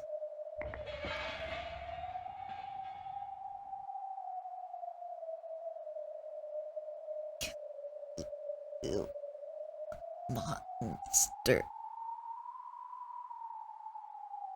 Still pinned against the bookshelf, Lambda Delta let her head slump. Her wrists, ankles, legs, arms, and neck. Each of those broke off as separate parts, and the marionette shaped like her lost its strings, falling in pieces into the depths below.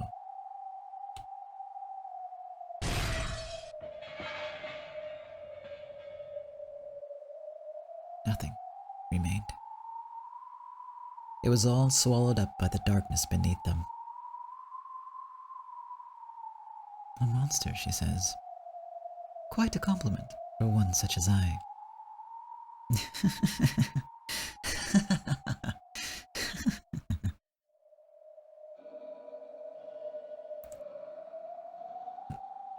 The Delta. Anju, don't look. You can't look. Anju closed her eyes tight, shedding bitter tears. She must not look. The witch of the future must not accept Lambda Delta's defeat. She hasn't kicked it. She was brave, and that's all there is to it. I know. That Lambda Delta would never lose. Pop. At that moment, there was a slight sound, and the golden key that hung in the air shook. The seal on the key had finally broken. Balor grabbed it immediately. However, at exactly the same moment, a magical impulse shook the entire vast space of the key room. What? That impulse seemed to have shaken something inside my pocket. I stuck my hand in and found that the fragment Lambda Delta had given us to return to the Golden Land had shattered. Damn it! Lambda's fragment! You were so close, too. Now, there's nowhere to run.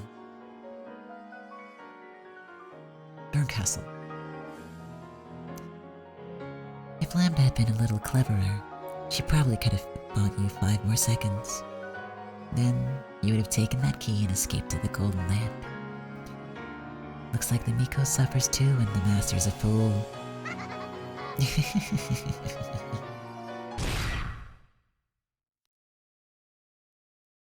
Oh. Featherine quietly showed her surprise. To truly surprise her was no easy task. Oh my god! That's my boy! Everyone gets a CG. Except for Goda.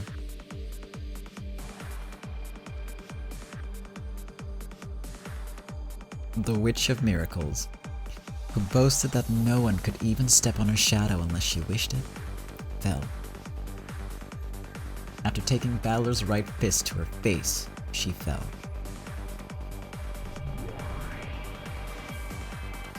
Berncastle's body immediately split into dust and reconstructed itself in front of Balor, as though nothing had happened. However, she was holding her cheek. She couldn't undo the fact that she had been hit. For the first time in 100 years, she had let someone tread on her shadow without wishing it. Her expression gradually filled with shock. And Balor's? It couldn't be seen. His outstretched right arm was blocking it, so his expression couldn't be seen.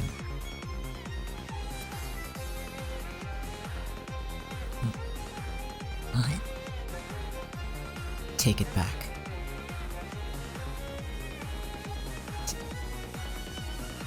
Take what back?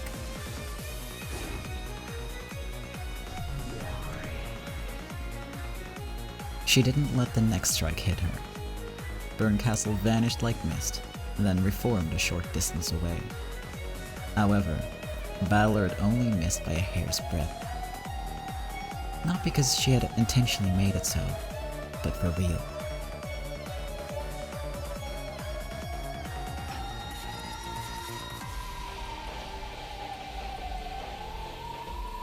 Ow. Ouch, ouch. Finally, she truly began to feel the pain of being punched in the face. Too many years had caused her to forget the very concept of pain. Very slowly, it was coming back to her. Ow, ow, ow, ow, ow. Berncastle writhed in anguish, holding her cheek. The feeling forgotten for centuries seemed to be hitting home hard. Balor looked at her. Their eyes met. Once again, Berncastle remembered an emotion she had forgotten for hundreds of years.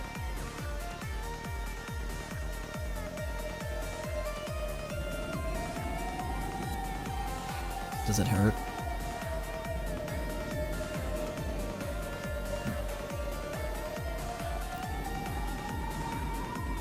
The pain of your words ridiculing my friend? is greater than that. And then, a shudder. What Battler saw before his eyes was Berncastle trembling with fear for the first time in centuries.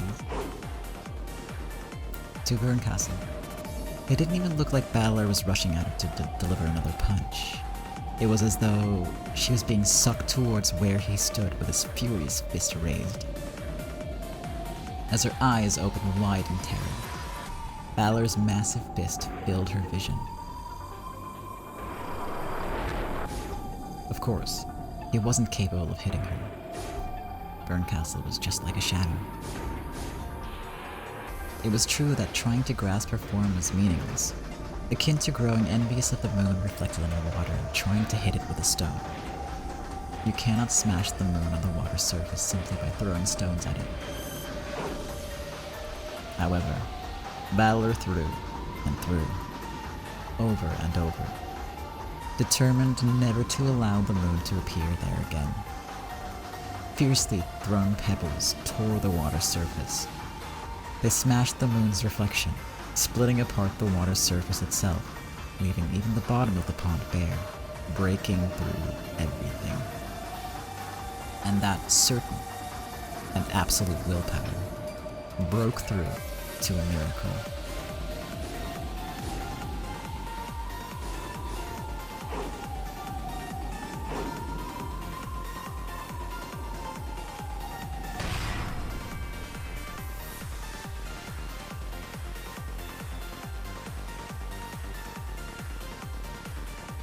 A backwards kick that Battler shot out without even looking behind him drove into empty space. In that space, Berncastle reappeared with a foot in her gut.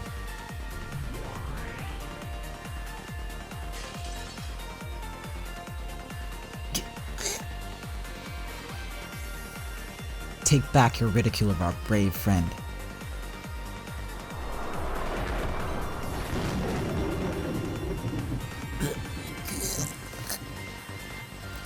The Witch of Miracles fell. For the second time, she fell. Once would have been a miracle. Things that happen more than once aren't miracles anymore.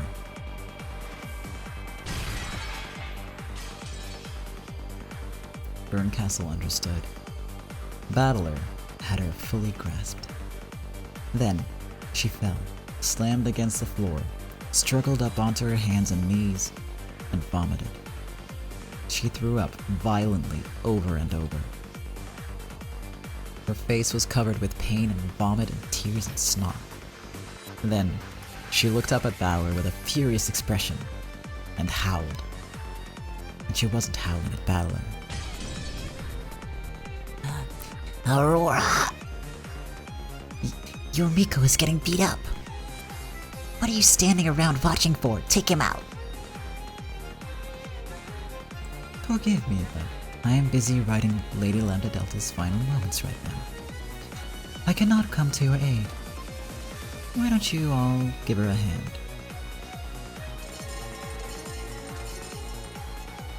Featherine's guard, the cat overlords, now formed a different constellation.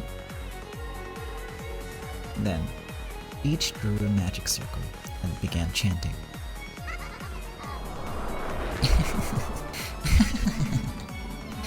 You know what these are? Each one of those cats, these cats, is the final form of a main character, each from a game like yours. Everyone acted the main part in their heroic tale, and the story of their bravery was given honor, allowing them to become Aurora's guards. Each one fought for the very existence of their country, their planet, their universe. What about you? At best, you've just been playing around with your little sister and some imaginary witch. These main characters are on a totally different level from you. Eat this and die. Take it to the gut, you puke spittle skunk. It's the same insult every time. Please. Burn. Come up with some better burns.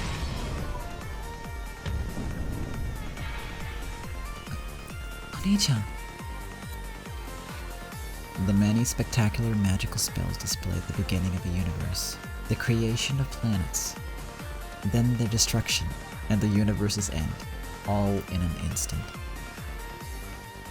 After that, not a speck of dust should remain. However, when the smoke cleared, there was a person standing there. It stood there, its hands in its pockets, and its head hanging quietly. Its face was in shadows and couldn't be seen. Oni-chan. What the hell? Battler seemed to be completely uninjured. Not only were his clothes not burnt, his hair hadn't even been disturbed. What? What the hell? Stupid cats, that didn't work at all. The cat overlords silently shook their heads, sending a short report to their master.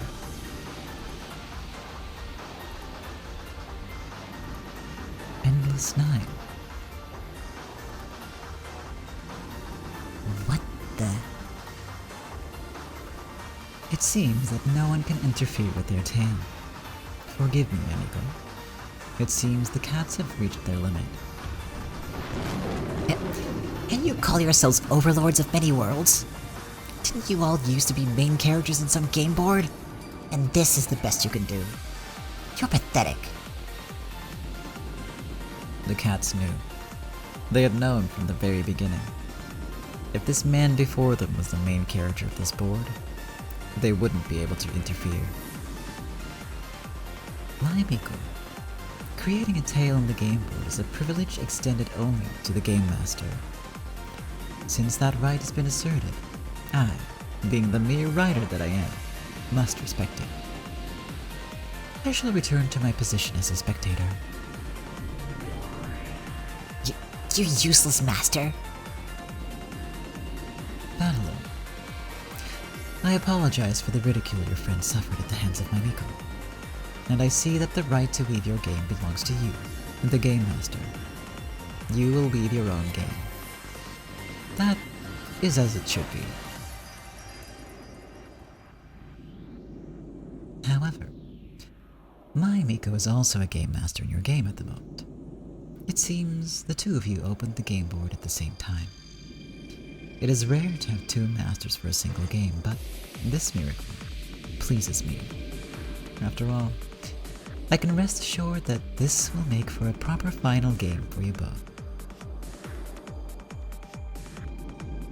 Stand up, Berncastle. I see. So, you're saying that if two game masters are going to fight, they should do it by the rules of the game. Why didn't you just say that in the first place? Berncastle slowly got to her feet and made her body melt away like mist. Then, she appeared in the air once again, facing Battler. Very well. I'll fight by the rules of your game board. However, I'm not as patient as you all are. So I'll start with a short-tempered, overwhelming puzzle and end this in an instant. Who will be my opponent? I don't mind if you both take me on at once. Oni-chan, I'll fight too. Stay back. Why? Watch from there. And this time, understand what I wanted to teach you. Oni-chan. How's that, Aurora? I will be your witness. If you defeat my Miko, I promise to return you all to the Golden Land. Assuming the Golden Land still exists, that is.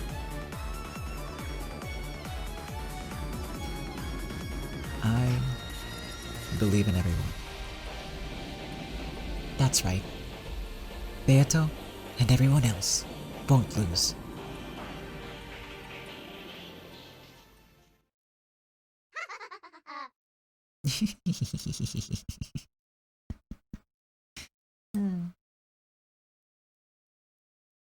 Excuse me while I check something real quick. There we go.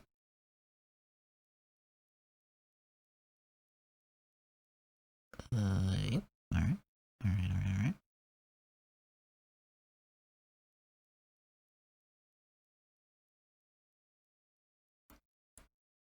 Oh. In that case, it's better that we start with the bad news. Erica, you can make your report now. Come. When Burncastle snapped her fingers, Erica appeared with a bow.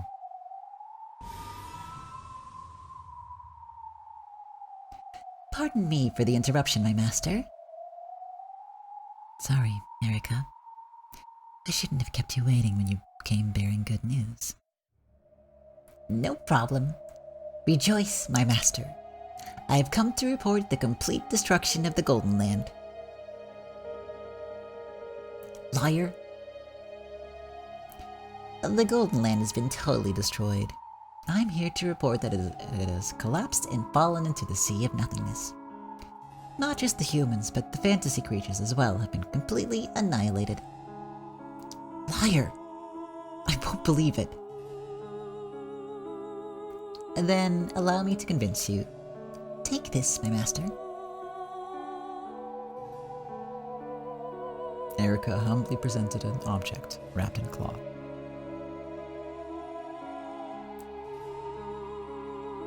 It shone with a golden light. What's this? A golden apple? This is the heart of Beatrice, master of the Golden Land. Panto.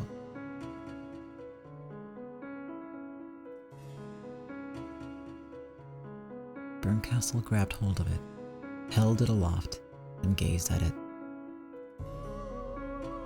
Even like this, it's still beating. You're so cute, Beatrice. The game board that you are might be opened again by someone. You still believe that, don't you? It's okay, Oni-chan. We didn't see Beato get defeated.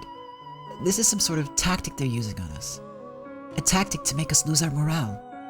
Or maybe it's a tactic of Beato's. She changed herself to pretend that she's been defeated. There's no way that Beatrice, that everyone, that the Golden Land could be destroyed.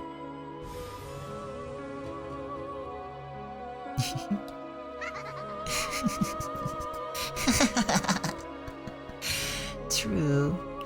If the Witch of the Future believes that, she might be able to make it so. So, let me show you. Watch closely. Witch of the Future from 1998. Burncastle threw the golden heart into the air like an apple. Then, with the blood-red blade of a scythe that appeared in her hand, she split it.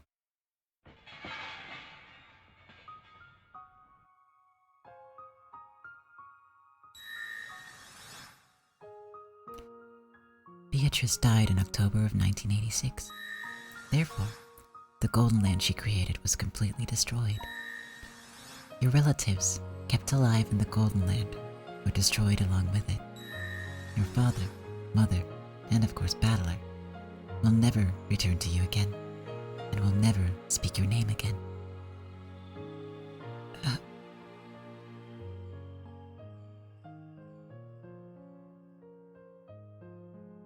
A Witch of the Future has the power to interpret things how she pleases, and rewrite what happened. However, there is just one fact she can't overwrite, no matter how much she struggles. And that is death. You cannot overturn any notion of death, be it physical or mental.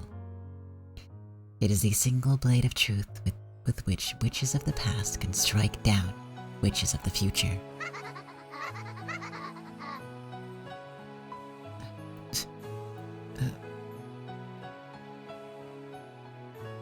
Hang in there, Anju. But...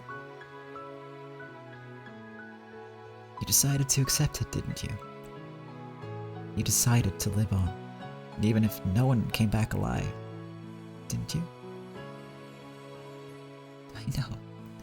I know, but... I know, but...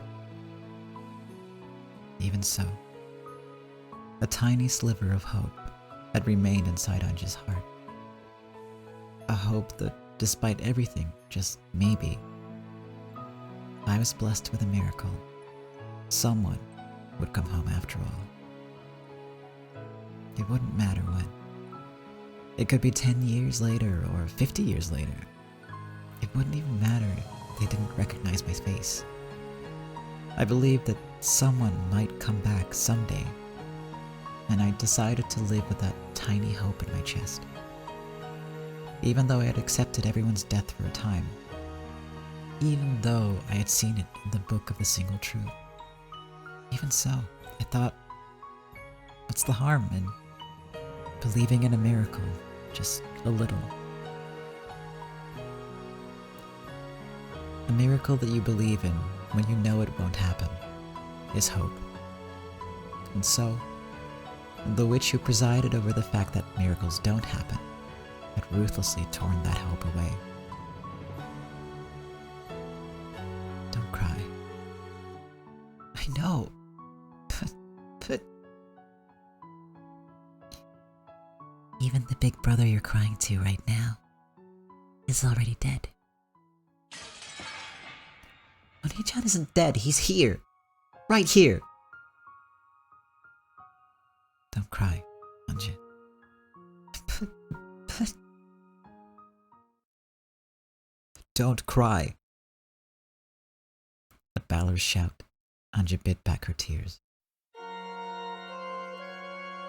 Just like that, then so what? What do we of the past mean to you living in the future? Anji, what witch were you again? Huh? Whether we're alive or dead means nothing to you.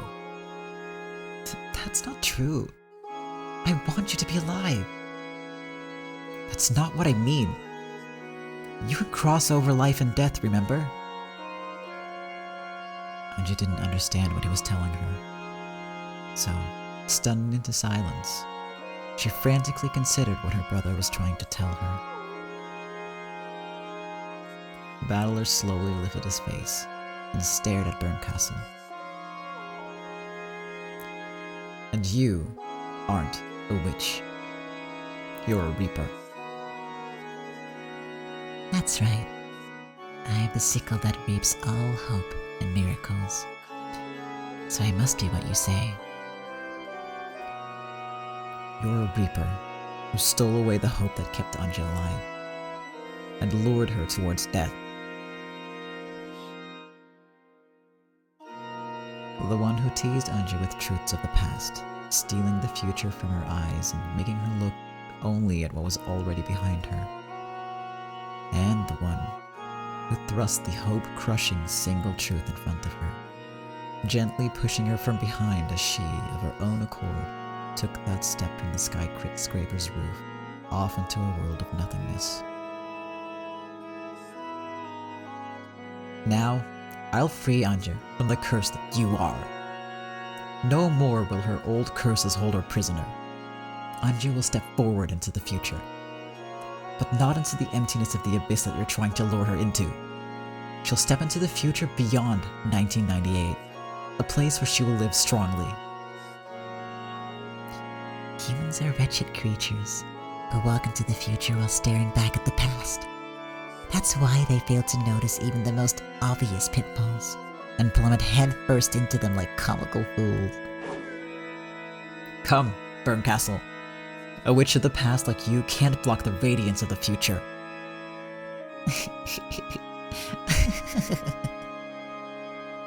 Then I'll get started by the rules of your game. I'll give you some locked room riddles. But since I'm short-tempered, overpowering, and easily bored, I'll give you all of them at once.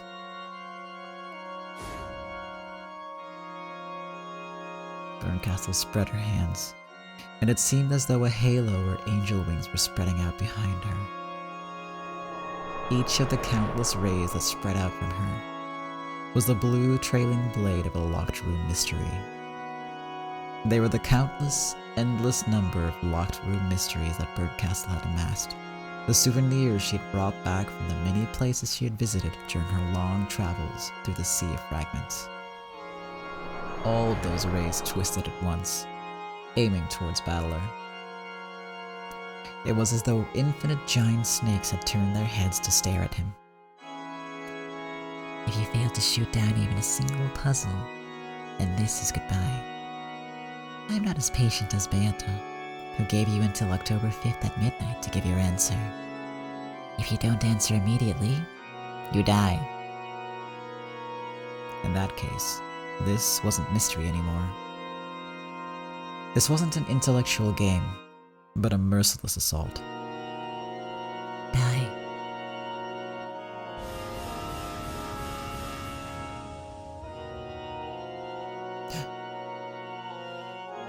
All at once, hundreds of guided lasers known as mysteries shot at Battler. The complex geometric figure drawn by those blue lasers was nothing but divinely beautiful. Each one was a mystery.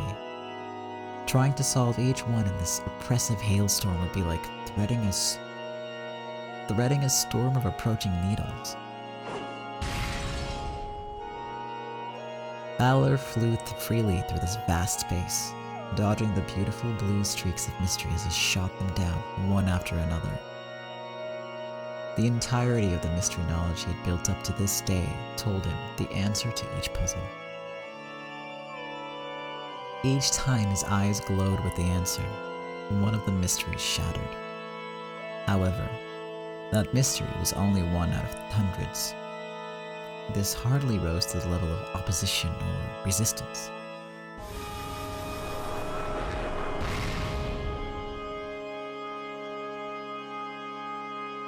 Oni-chan, it's impossible. Run! There is no unsolvable mystery, just like there is no inescapable fate. Oni-chan! Watch, Anji. Don't miss what I'm trying to show you.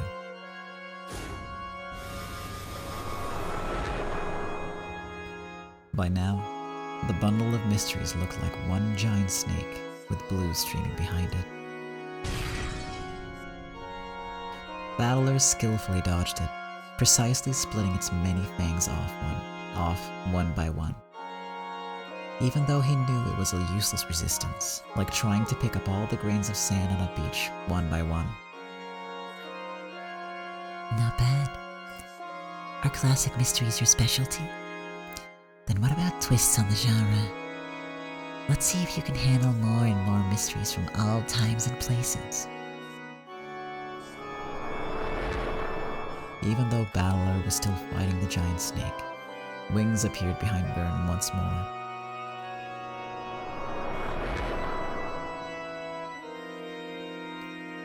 Holy shit.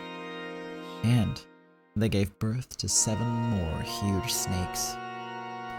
It now looked like a great dragon with 7 heads. Yoshiromiya Battler. It's true that you're a very avid reader and an expert on the mystery genre, but you're still young. There's a limit to how many books and mysteries you could have read. Learn that this world is filled with countless riddles and tricks that you've never heard of.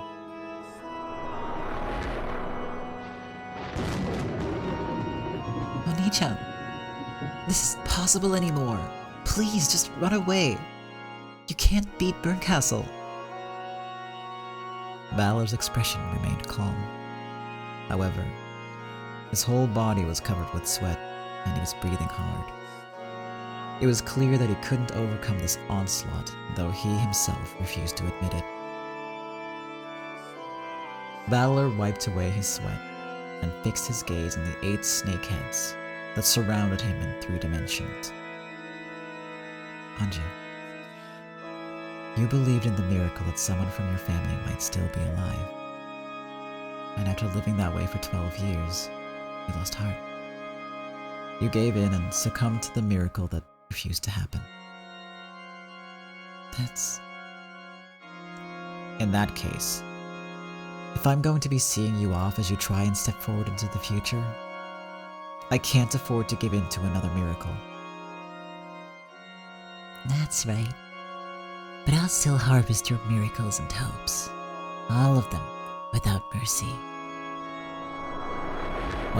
What was now an 8-headed dragon opened its 8 jaws. It looked for weak points from all angles, hoping to swallow Battler in a single gulp. He wouldn't be able to dodge any longer. Anju-san, if you were expecting a miracle, then I have some bad news for you. Beato has now been completely destroyed, and that has even been announced in red. Do you know what that means?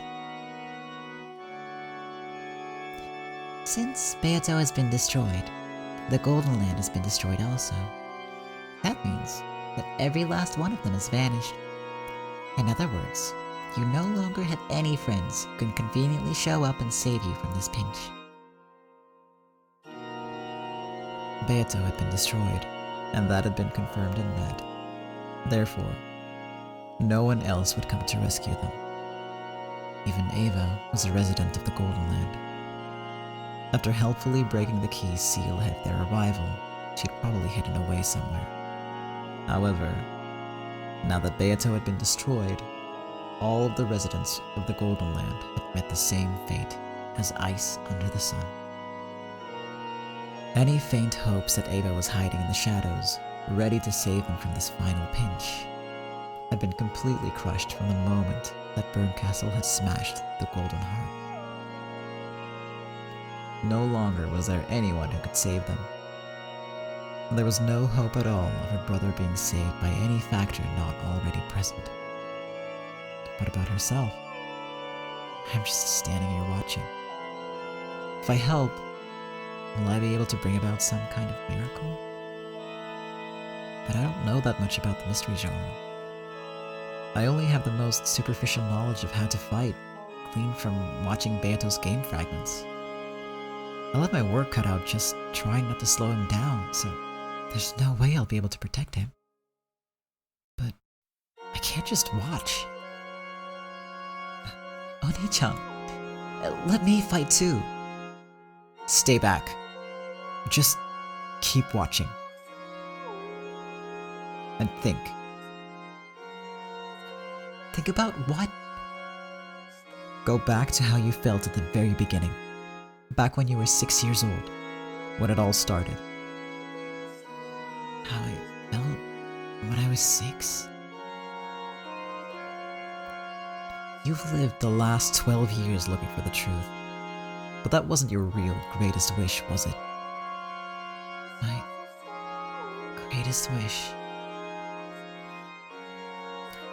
We prepared this final game because we wanted to protect that wish and that hope.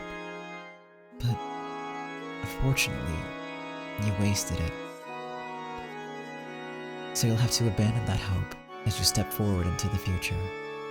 But even so, if you have strength in your heart, you can have it. Have what? Remember, your very first wish. Even after learning the single truth, remember the single truth. Even after learning the heartless truth that everyone is dead and that no one will come home, remember. Remember your very first wish. Oni-chan. There was a cataclysmic flash, as brilliant as the birth of a sun.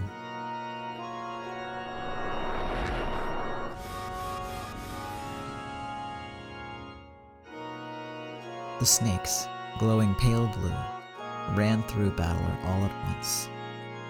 Battler was stained red, surrounded with a cloud of blood. Then, he stumbled and looked at Anju one final time. Anju couldn't say anything in response. The light in Battler's eyes faded, and, slowly, his body began to fall. It reached the ground and landed gently, like something settling on the ocean floor.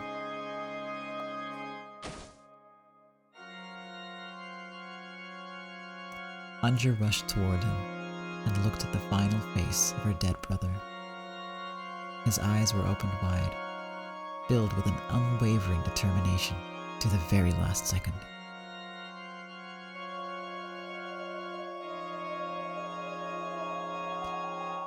Remind me, was Anji-san particularly good at mysteries?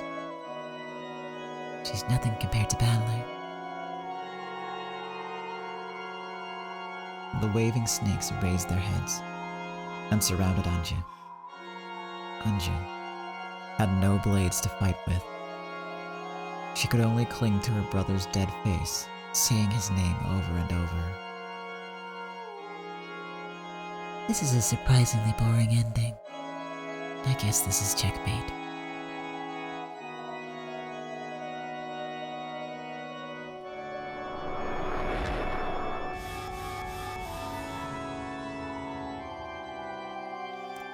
The 8 snakeheads all attacked at once. Anja held her brother's face, thinking about his final words. My very first wish. There could only be one thing. That everyone would come back. That fueled my life for 12 years until I was so exhausted that I abandoned my own hope. Then, in exchange for the hope I'd abandoned, I searched for the truth. And at the end of the truth, I was confronted with something brutal and ruthless that I had no need to know. And as a result, I was faced with the true despair of knowing that no one would come home. The final hope, which I had abandoned but hadn't been able to let go of completely, was crushed. The single truth.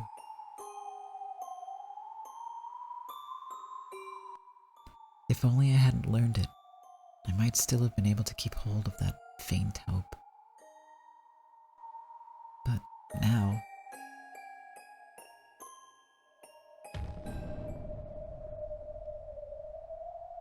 you can still have it. If you have strength in your heart, you can still have it. Remember your very first wish.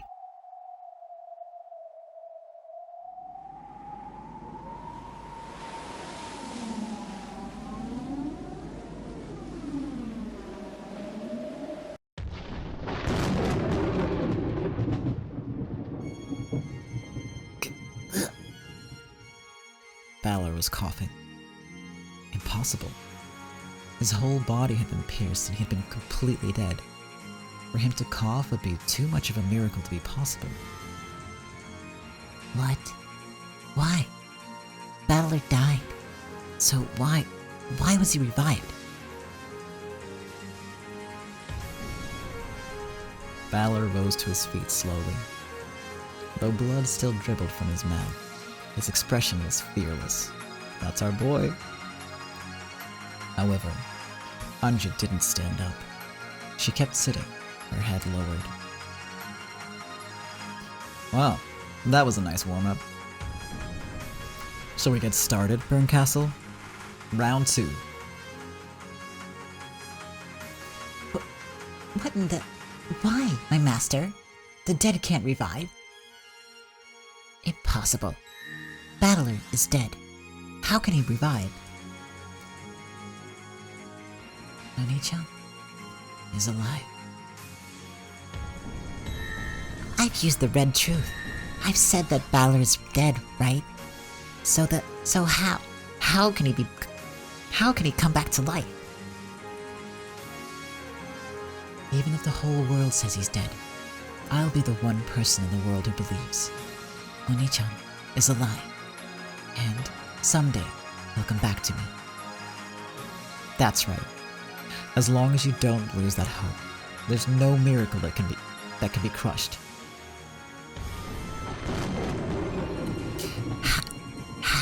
Dare you stand before the Witch of Miracles and speak of miracles yourself? Swallow them, grind them up, erase both siblings now. You can't erase us. Even if the whole world refuses to acknowledge it, the miracle will happen as long as we believe.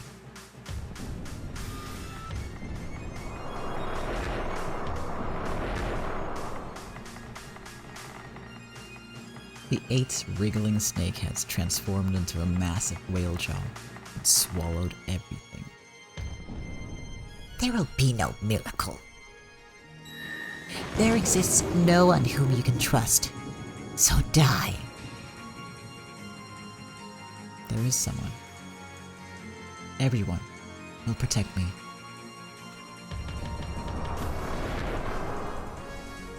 The cruel whale of mystery that tried to swallow everything was gouged deeply by a massive wedge. That deeply pounded wedge could only have been used by someone who had both talent and a deep love for mysteries.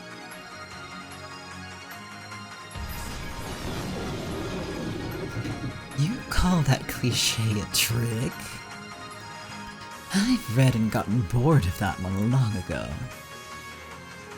The woman who stood back to back with Battler, launching stakes, was very clearly. Nato? How? I announced your death with the red truth. So what if you did? The red truth is absolute. A perfect truth which no one can overturn no matter how hard they try. Even if the whole world gets together and denies that my family is still alive, even if that's forced in front of my eyes the single truth, I won't acknowledge it. After all, Anja slowly rose to her feet.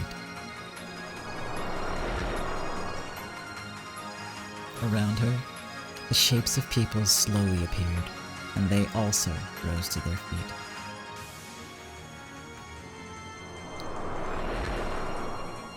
One after another, a whole crowd of them. They were Anja's family, her relatives, everyone from Rokkenjima. That wasn't all. Everyone from the Golden Land, all of the fantasy creatures appeared, and following Anja's lead, they rose to their feet. Then, all of them glared at Burncastle. Even if the whole world denies my hope, I won't abandon it. I won't abandon my unshakable hope that everyone's alive. And now, I've finally gotten there. This is it. My attitude as a witch. Weren't you just a witch of the future? Just a powerless witch who could only shed tears of regret for the past?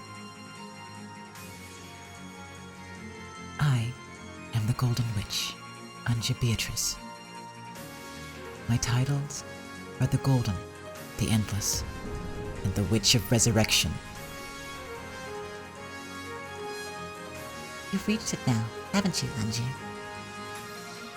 Yeah. Thanks, Onecha. After all those long years, I'm there at last. I always knew you could get there. Thanks, Onecha. I understand it now. What your last game was trying to teach me. Disappear, putrid delusions. I can't accept something like this. Everyone will be with me for eternity. No matter how many times people tried to kill them with the red truth, I'll reject it. Everyone will come back to me, again and again.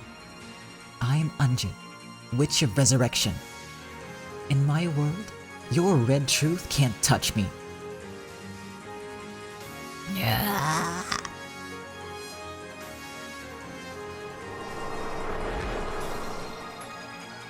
Everyone gets a CG. From Anja? No. From Anja and her family and her friends, several golden streaks shot out at once. They were the same as the marks left by Burncastle's great snakes. However, The glow inside these was gold. Then, they wriggled, combined into one single mass, and transformed into an eagle with 2 wings. Oh my god. It wasn't one-winged anymore. Thanks to Anja's absolute willpower, the golden eagle had gained the wing it needed to fly into the future. Those spread wings made Burncastle and the whale shrink back. The Ushinomiya eagle never looks back, and it never gives up.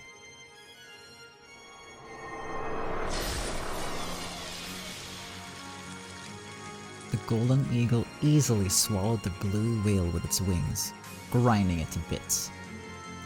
And it didn't let the whale's master escape either. It was now Burncastle's turn to run. Burncastle didn't fight the golden eagle. She couldn't. In this world of Unges, where even the red truth couldn't hurt anyone, just what sort of attack could have any effect? She frantically ran this way and that, throwing one wedge of red truth after another at the Ushinomiya family. Ushinomiya Kinzo is dead. Ushinomiya Kraus is dead. Ushinomiya Natsuhi is dead. She repeated this over and over again, but no one fell down. Anja wouldn't accept it, so they couldn't pierce anyone.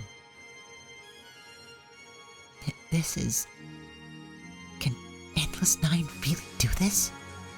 Even the red truth doesn't work. Just what is this golden truth? What kind of truth can defeat red truth? A believing heart. This is our consensus. Compared to the truth that we all acknowledge and share, your red truth can't hurt anything. So long, Burncastle. This time, it's really checkmate. I won't accept this. I won't!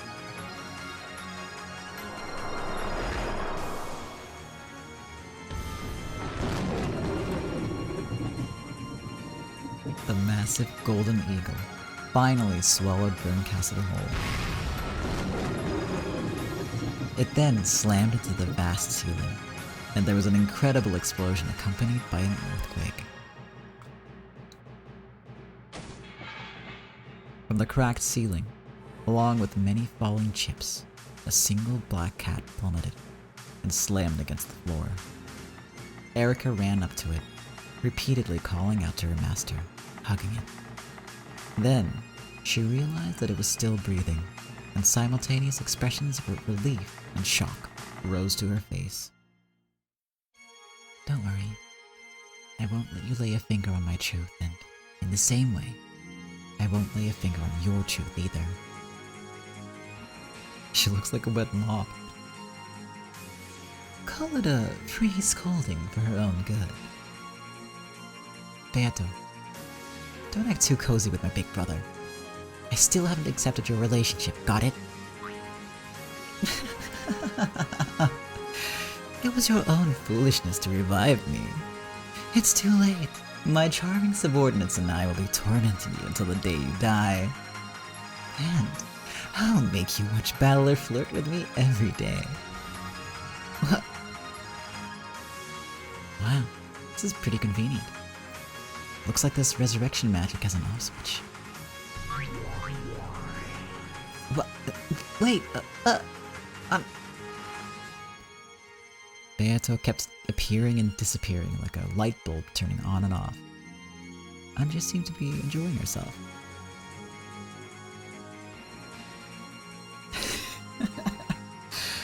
This went from like super intense anime battles to genuinely really sad to fucking comedy.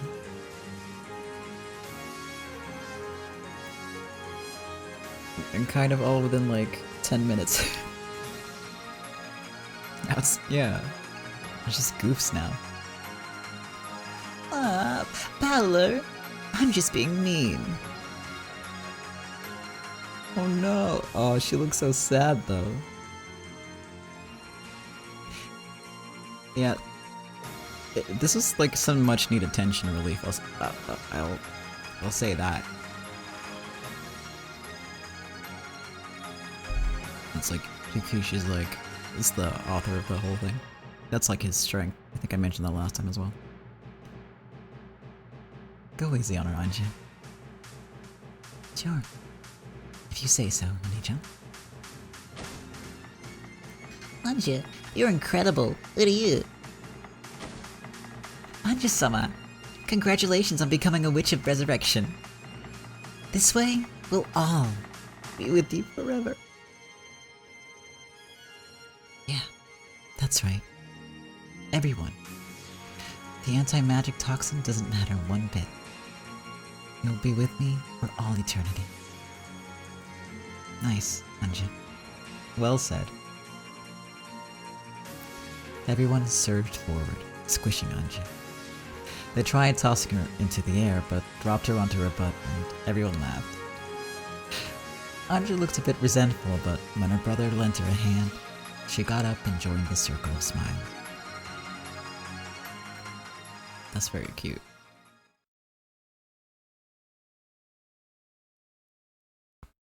A quiet applause greeted them. Featherine, their witness, had acknowledged their victory and was clapping for them. Splendidly done, Lady Anja Beatrice. In celebration of this miracle, I bestow upon you the title of Lady. The tale you weave was quite entertaining. There is no need to be so hostile. I am congratulating you. Featherine smiled serenely. Then, the cat overlords broke their positions in their constellation and lined up behind her. It was clear that this was not only a peaceful action, but part of a solemn ceremony. You have defeated my Miko, and I thank you for sparing her life. As you can see, she is my cute pet cat, which I keep to stave off boredom. If she died, boredom would overcome me as well. The true strength of this being, who referred to Burn Castle as a pet cat, had already been made clear during her fight with Lambda Delta. Even so, Anja spoke. I won't forgive you for killing Lambda Delta. My, that doesn't sound like the words of a Witch of Resurrection. Can you not revive her whenever you wish?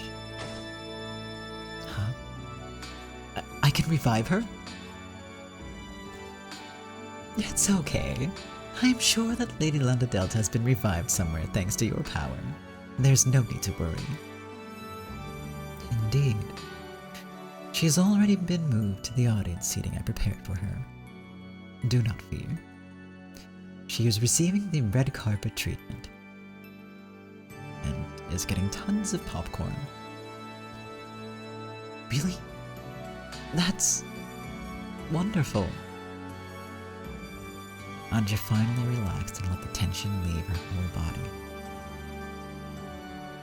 Well now, Battler, you are now the sole game master of your final game. True. That cat of yours will probably retire after that. Perhaps you should carry on with the final ceremony of your game. My Miko is as forgetful as a cat, but she can sometimes be as persistent as one. I suggest getting it over with quickly. Yeah, I'll take that suggestion. I shall be your witness and write a detailed account.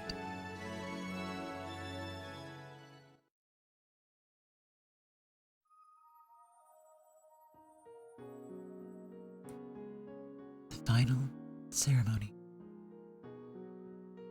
Oh, even this game is about to end. Battler nodded silently. Then, he stepped out of the crowd and motioned for Anja to follow him.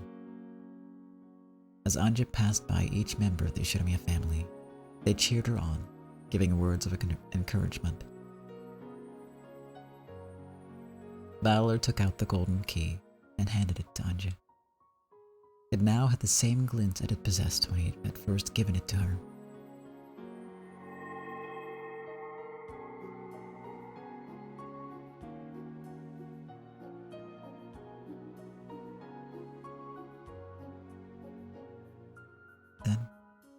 two doors appeared out of thin air on either side of them.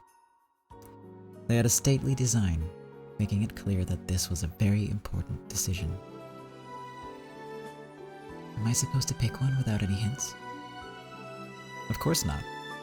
I'll give you a hint. By now, it should be an easy puzzle. A simple puzzle with two answers.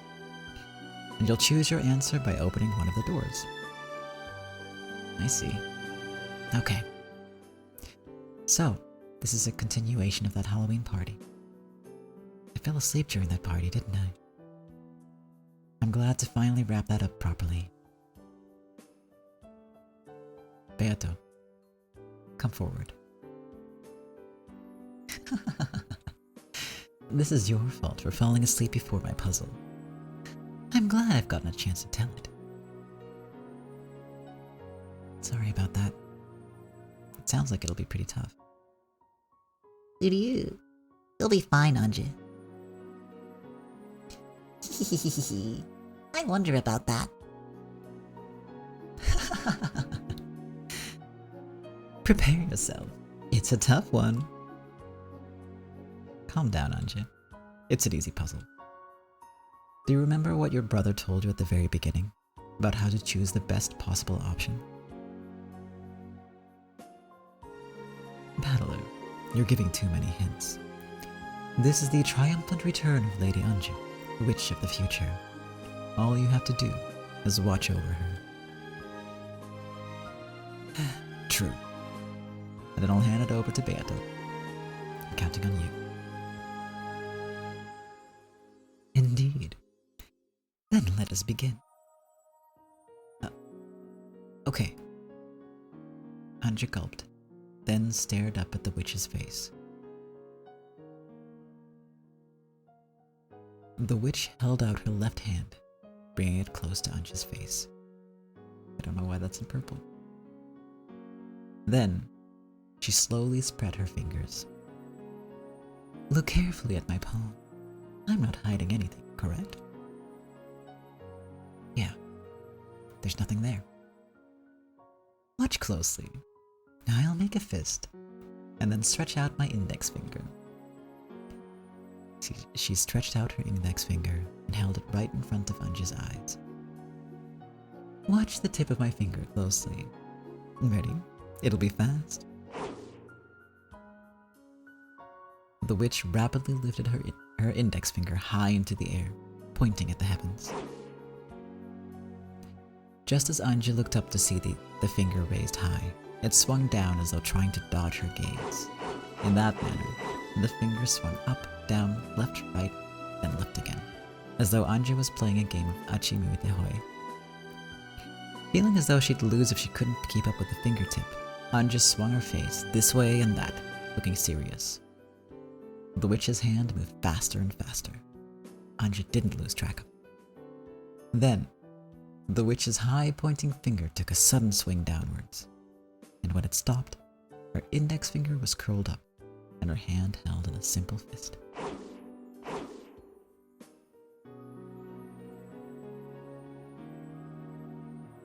Ready? I'm going to open my hand. The witch slowly opened her right fist. And there was a cutely wrapped candy. Ready for the question? Yeah. Was this a trick or magic? That is my puzzle for you. Go ahead, Anja. Give your answer. Is this a trick or magic? I know. I know what the answer is.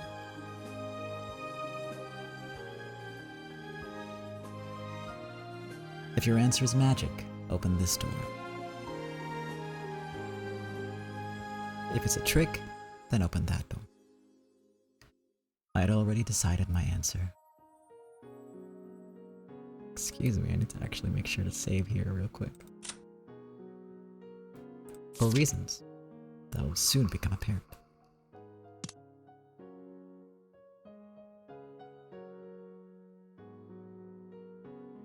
Oh, damn. One line off and I would not have been able to save. I am a genius. It's another choice moment. And, I had a plan where I was gonna, like, make it an interactive thing, and, like, if you watch the YouTube video, you can click it, you can choose which one you get, but then I started thinking, and there's, like, a really obvious sort of reading order to this. And that's kind of wrong answer first.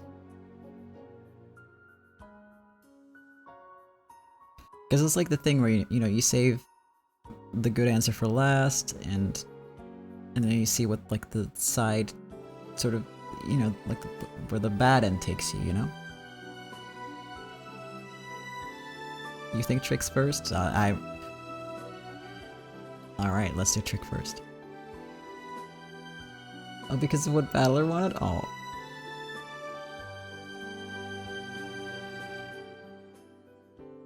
Yeah, you're right. Trick first for sure.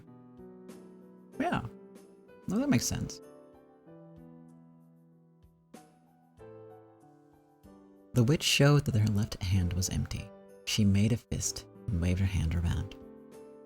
When she then opened her right fist, there was a candy there. Was it magic or a trick? Trick. Trick. Oh, I have to click twice. Alright.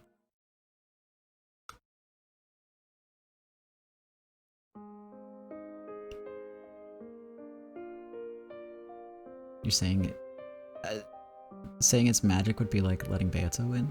Yeah. That's fair. This is my answer.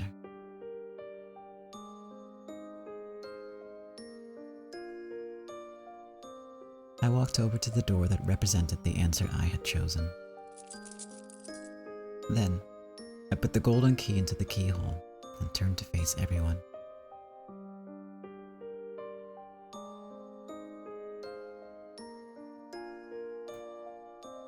The Ushiromiya eagle never looks back. That's right. Sorry. I gripped the key tightly and twisted.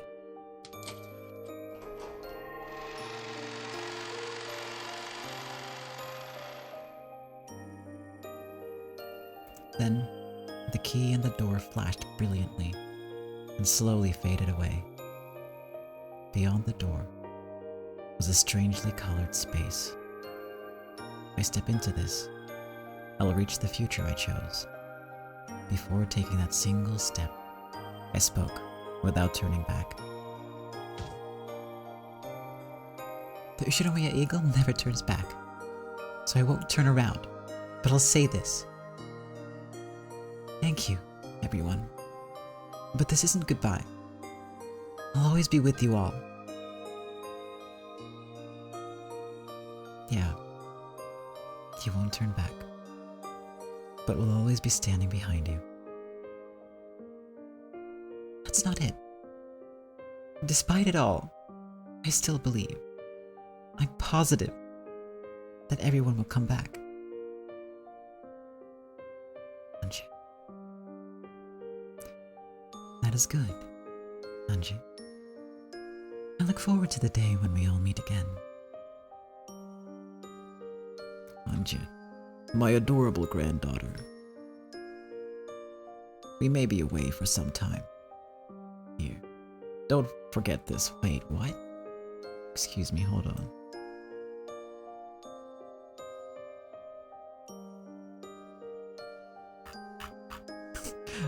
I'm really sorry, it's just I need to make sure. Okay, the answer, okay, that's the same thing no matter what. For a second there I thought, wait, are we on the wrong path? No, we're not, we're fine. It's your prize from that quiz party.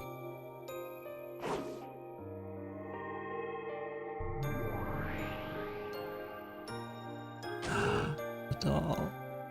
A gold butterfly flew over my shoulder, landed on my palm and turned into a Beatrice doll. This was lying next to me when I woke up on the sofa, wasn't it? This was my prize. The merch. Take it back to the future with you and treasure it. Thanks, everyone. I took a step forward into the future. I won't say goodbye, so see you later. We'll always be together.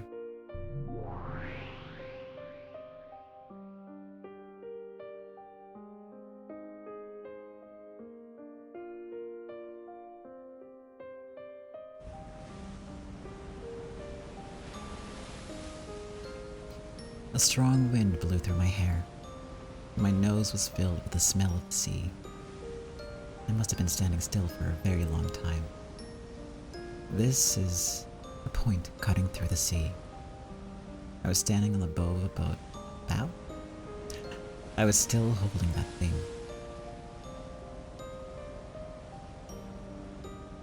Missy, if you stand around there too long, you'll freeze. Amakusa. So, this is...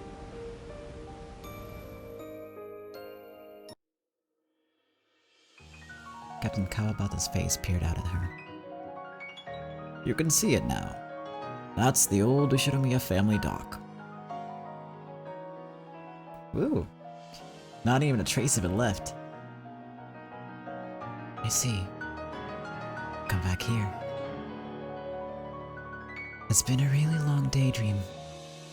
No. A long and windy side trip. No matter what sort of tales are woven and written about the past, they have nothing to do with my tale of the future. I swore to live life only look to the future. Looking only to the future, without turning back. If that vow I made to myself has any meaning, then this hasn't all been just a daydream. And besides, I brought many things back with me from that long side trip. Among those, there are even some things that are immediately useful.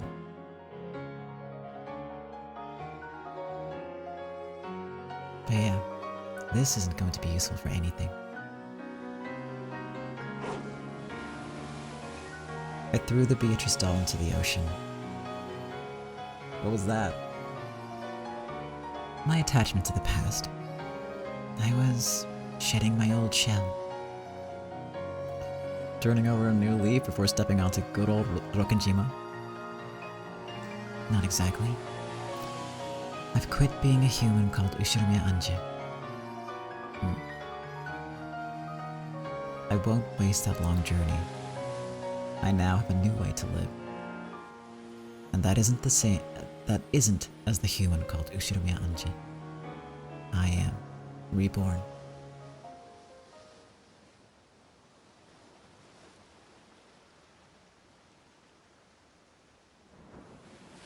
Captain. Sorry, but would you mind leaving for a second? Sure, whatever you say. Captain Kawabata buried his face in the driver's seat. What is it, Missy? Why the troubled face? I feel like taking a step into a new life. You already have. True. If I could sell off all the Ushiromiya family wealth that's burdening me, maybe donating it to some charity, that would be a huge relief. Then I'd finally be able to escape from this shell called Ushiromiya Anje. Seems a waste of all that money. You could do anything you wanted with it. Who cares? My point is that I don't need it. That may be true. But then again, not everything that you'd be selling off belongs to you exclusively. For example... Are you talking about the Ushiromiya Group stock? That's right. They may be little more than scraps of paper to you, but doing something like that could shatter the whole company. I don't think my boss could bear to have that happen. Yeah, I know.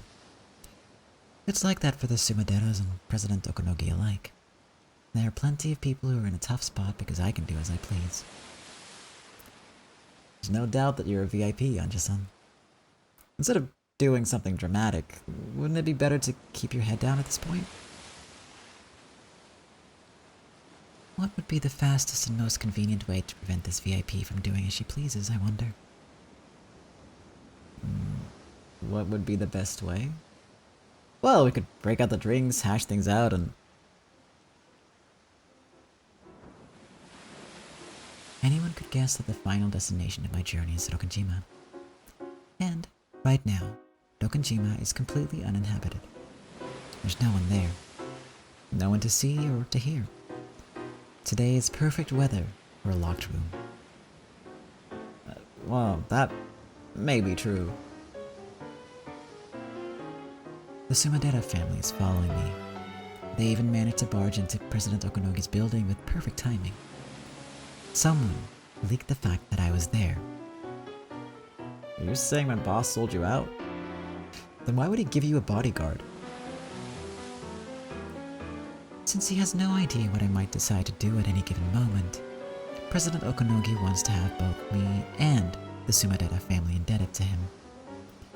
And if he sells information about me, lets me escape by a hair, and keeps track of my whereabouts, he can have both me and the Sumadera family in his debt, while keeping a trump card in his hand. You're definitely overthinking things here. Amakusa wore a forced smile, trying to smooth things over. The Sumadera family is absolutely following me. My actions are being intentionally leaked to them. We will bump into each other on the Rokkenjima. I will be killed by them.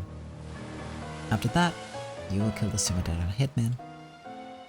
President Okunogi will have a trump card to use in negotiations with the Sumaderas. If I die, the Ushinomiya group will be stable for the time being. Plus, they'll be able to give a warning to the Sumadera family. On the other side, the Sumadera family itself will be able to neatly do away with Aunt Kasumi, the leader of their over-enthusiastic radical faction. Both sides will finish their bargaining with a draw, and everyone will be happy. Whew. That's a pretty interesting story you've thought up there. The golf bag you brought with you.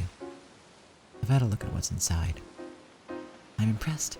You could start a war or something with all those guns. But one of them was a sniper rifle. Would a bodyguard who's always by my side really need something like that? Wow, you never know what might happen. Why would a bodyguard, who works best when traveling light, choose to abandon his position for a whole day to get a gun like that, and right before we leave for Rokkenjima?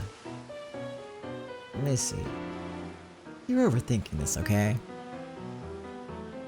When I reach Rokkenjima, you'll suggest that I go visit the palace, the place they died or something, getting me along. That's the bait. The bait to lure in Sumadera Kasumi and the others waiting for me on Rokkenjima. After that, you'll use that ridiculously huge gun to end them all like fish in a barrel. Well, what's wrong with being efficient? Isn't that what a guard's supposed to do? In addition to a cutting-edge sniper rifle, you also had a modern German submachine gun. Those are really handy. No matter how many people the Sumaderas have, I could take them all out, no trouble. There was one more. A handgun. Even though the sniper rifle and the submachine gun were the best and the newest models, the handgun alone is beat up and old-fashioned.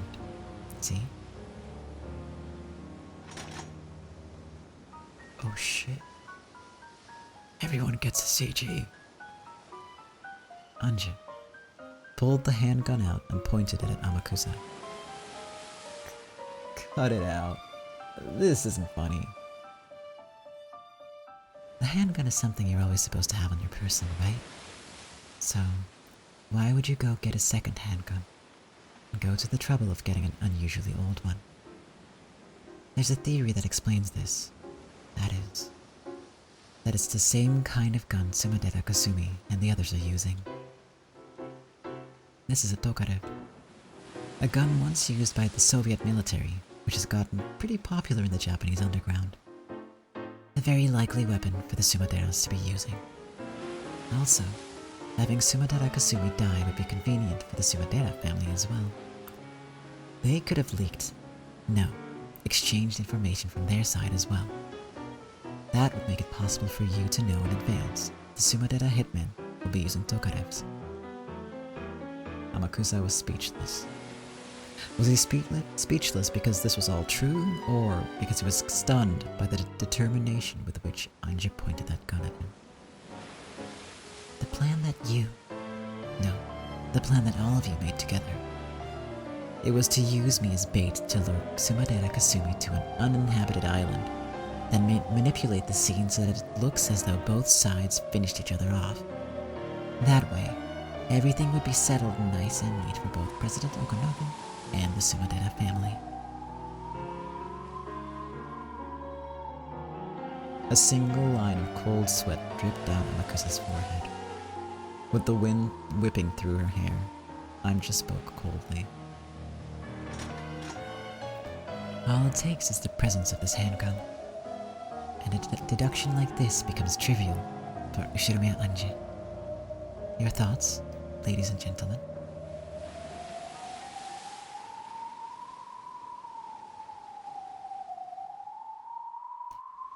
You haven't taken the safety off. I know. Tokarevs don't have a safety.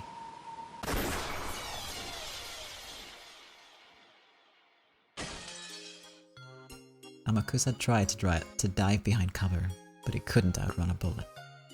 It shot into his gut, making him double over in pain. Knowing that he had a gun hidden in his pocket, Anja nipped any possibility of a counterattack in the bud.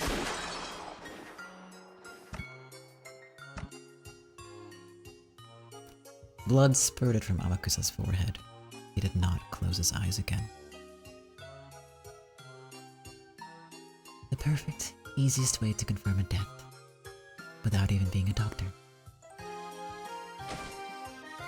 You... Kawabata showed up, all color drained from his face after having noticed the gruesome scene on the deck. This time, it was his forehead at which Anja pointed the barrel of the gun. You needed time to get the boat ready. That's what you told me. However, if you've been bought, then we can say for sure that you were buying time so that Sumadera Kasumi could set up her ambush on Rokujima. I have no idea what you're talking about. Your cat box, inside of which is a Kawabata who was bought and betrayed me, and a Kawabata who hasn't betrayed me. Now then, how can I kill the part that betrayed me? Stop! Don't shoot! I just have to shoot the whole cat box to death.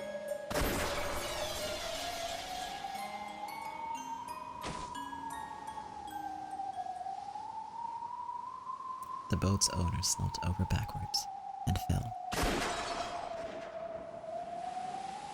Then, with a second bullet, Anja performed his perfect examination. Yeah, I feel like driving the boat's gonna get kind of difficult now. She had survived. She had now surely escaped the expertly woven plot to kill her. Anja returned to the bow of the boat, faced the strong winds head-on, and peered into the future in front of her. The boat whose owner was gone, headed towards the endless horizon, on and on, in a straight line. She prayed that the truth she truly desired to reach lay before her. Then she heard the sound of clapping. The sound of clapping on a boat where Amakusa and the captain were no more. However, Anja didn't look surprised. She calmly and slowly turned around.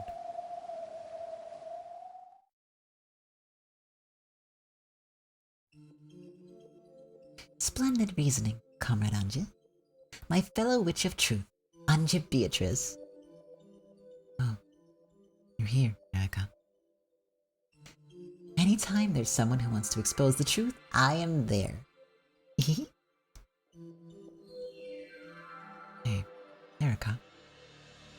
What?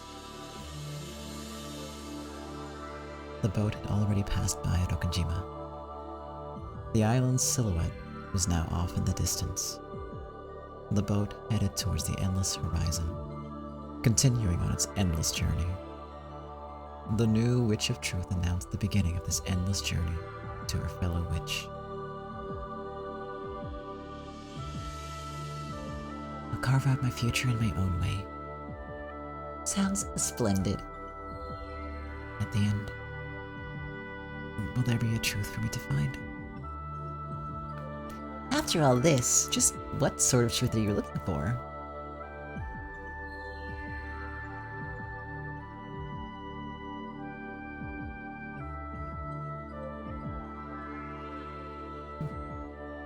You're right. I know that the truth isn't worth anything. And there's one more thing I figured out. What's that? That bewildered look on Amakasa's face when his scheme was exposed. That was pretty good. Good. The 20 rules. Oh, this is just the lyrics.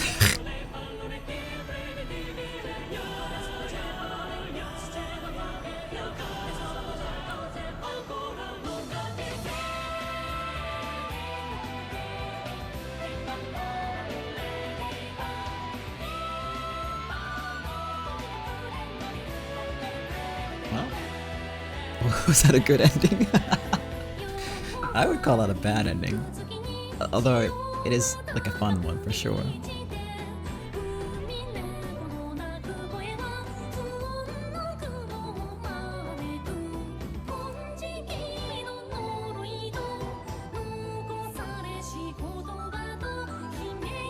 It's a cathartic ending. Yeah, that's one way to look at it.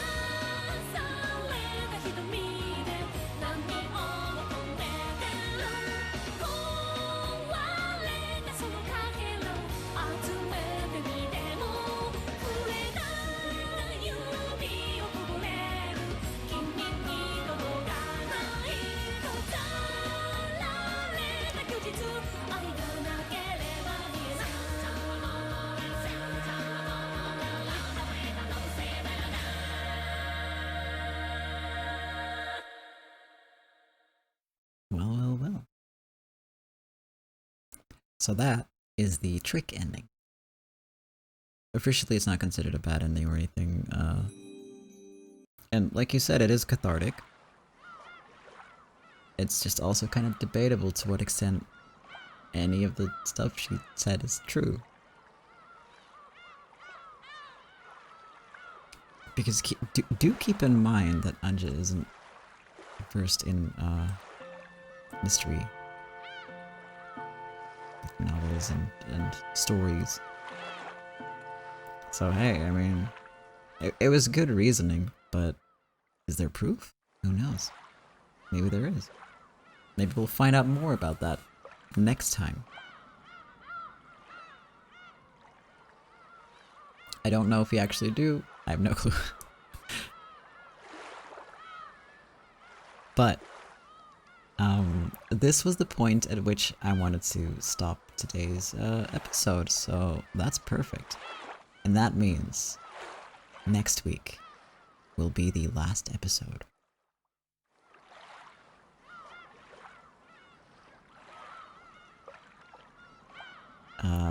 Again, like today, we're going to start an hour early. Twitch gods be willing. Unlike this week. So write that in on your calendars. Unless you're watching this on YouTube right now, and it's like after the 5th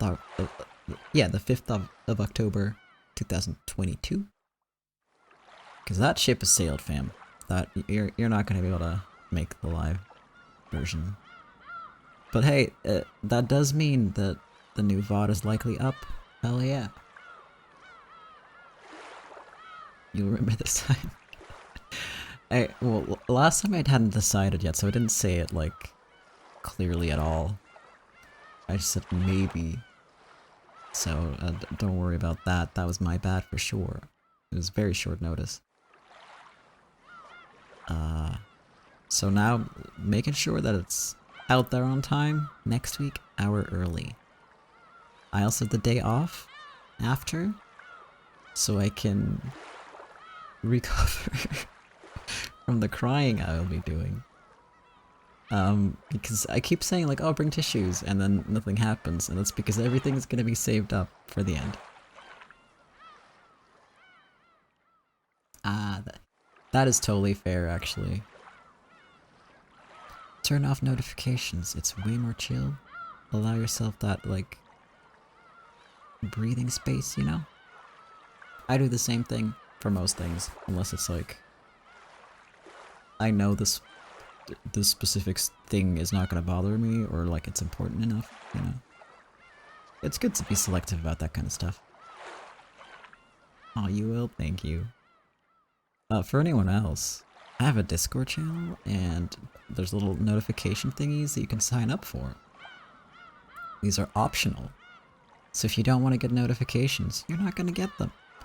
It's just chill, you know? But if you do want them, you can sign up for those. And then if I go live, or if I post a video on the YouTubes, you can get a little notification for those. Yeah. Or like there's a channel you can check for the YouTube. I don't think I have notifications set up yet. Anyway. You can also subscribe, by the way, to the YouTube channel. If you already have, thank you. That's awesome. Alright. Gosh, I have a busy day tomorrow, so I am gonna wrap it up immediately. Oh boy. This is not looking good on the OBS front. Oh, it's fine now. Okay. I fixed the transitions. Don't ask me how. Well, you could ask me how, because I know exactly how I fixed it, but it makes absolutely no sense. But that's okay. Alright. I will turn off the seagulls and the gently crashing waves and turn on some music instead for the outro. I'm excited about next week. It's gonna be a rough ride for me specifically. It'll also be like really fun and interesting because this series is really good. It's got a really good ending to match, you know? It'll be worth it. It'll be great. I hope that my reading is as solid then as it is today, because it's probably the best episode I've ever done. Just patting myself on the back real quick. Don't mind me. That is the nicest thing anyone has ever said to me. Thank you so much, Kat. I appreciate that a lot. I'm gonna frame that. I'm gonna print that and hang it up somewhere. Gosh. Jeez. Alright. I'm not kidding, I took a print screen. Just for a goof for myself, don't worry. I'm not that full of myself. I do thank you. Gosh, yeah, okay, so I should be first off, thank you for being here.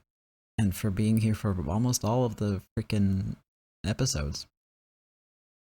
Starting from like what, episode 4? Amazing. Thank you, I appreciate it so much. And yeah. Next week, an hour early, the final episode of Umineko, no Naku Koro ni Twilight of the Golden Witch, and the series as a whole, until they translate the side stories and the new sort of bonus arc.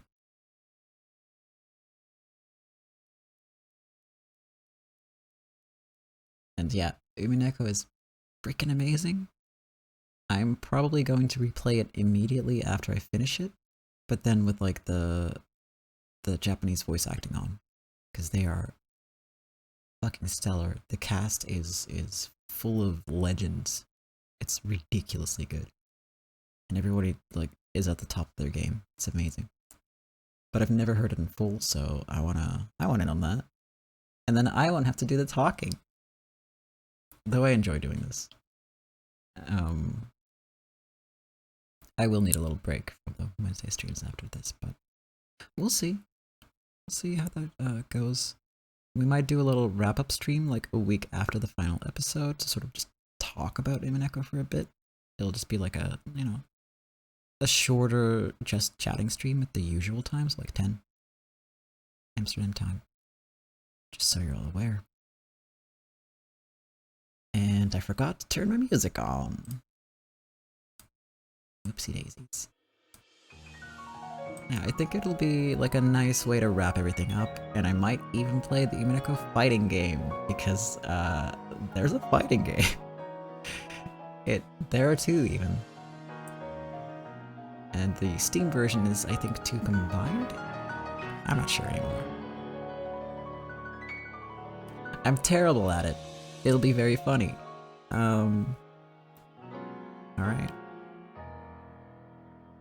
Well. I'll be back on Monday with more Slime Rancher too, by the way.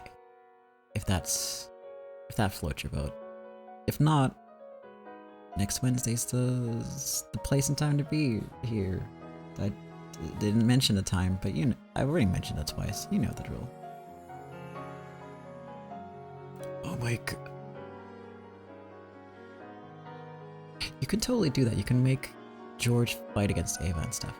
Yeah. That's a great idea. It's a great idea.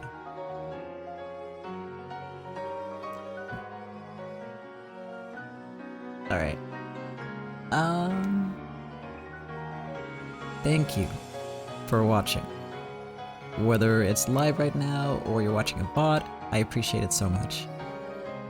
If you're new to this series, consider watching it from the beginning, though I know it's a big ask because it's 200 hours I think we're hitting officially today.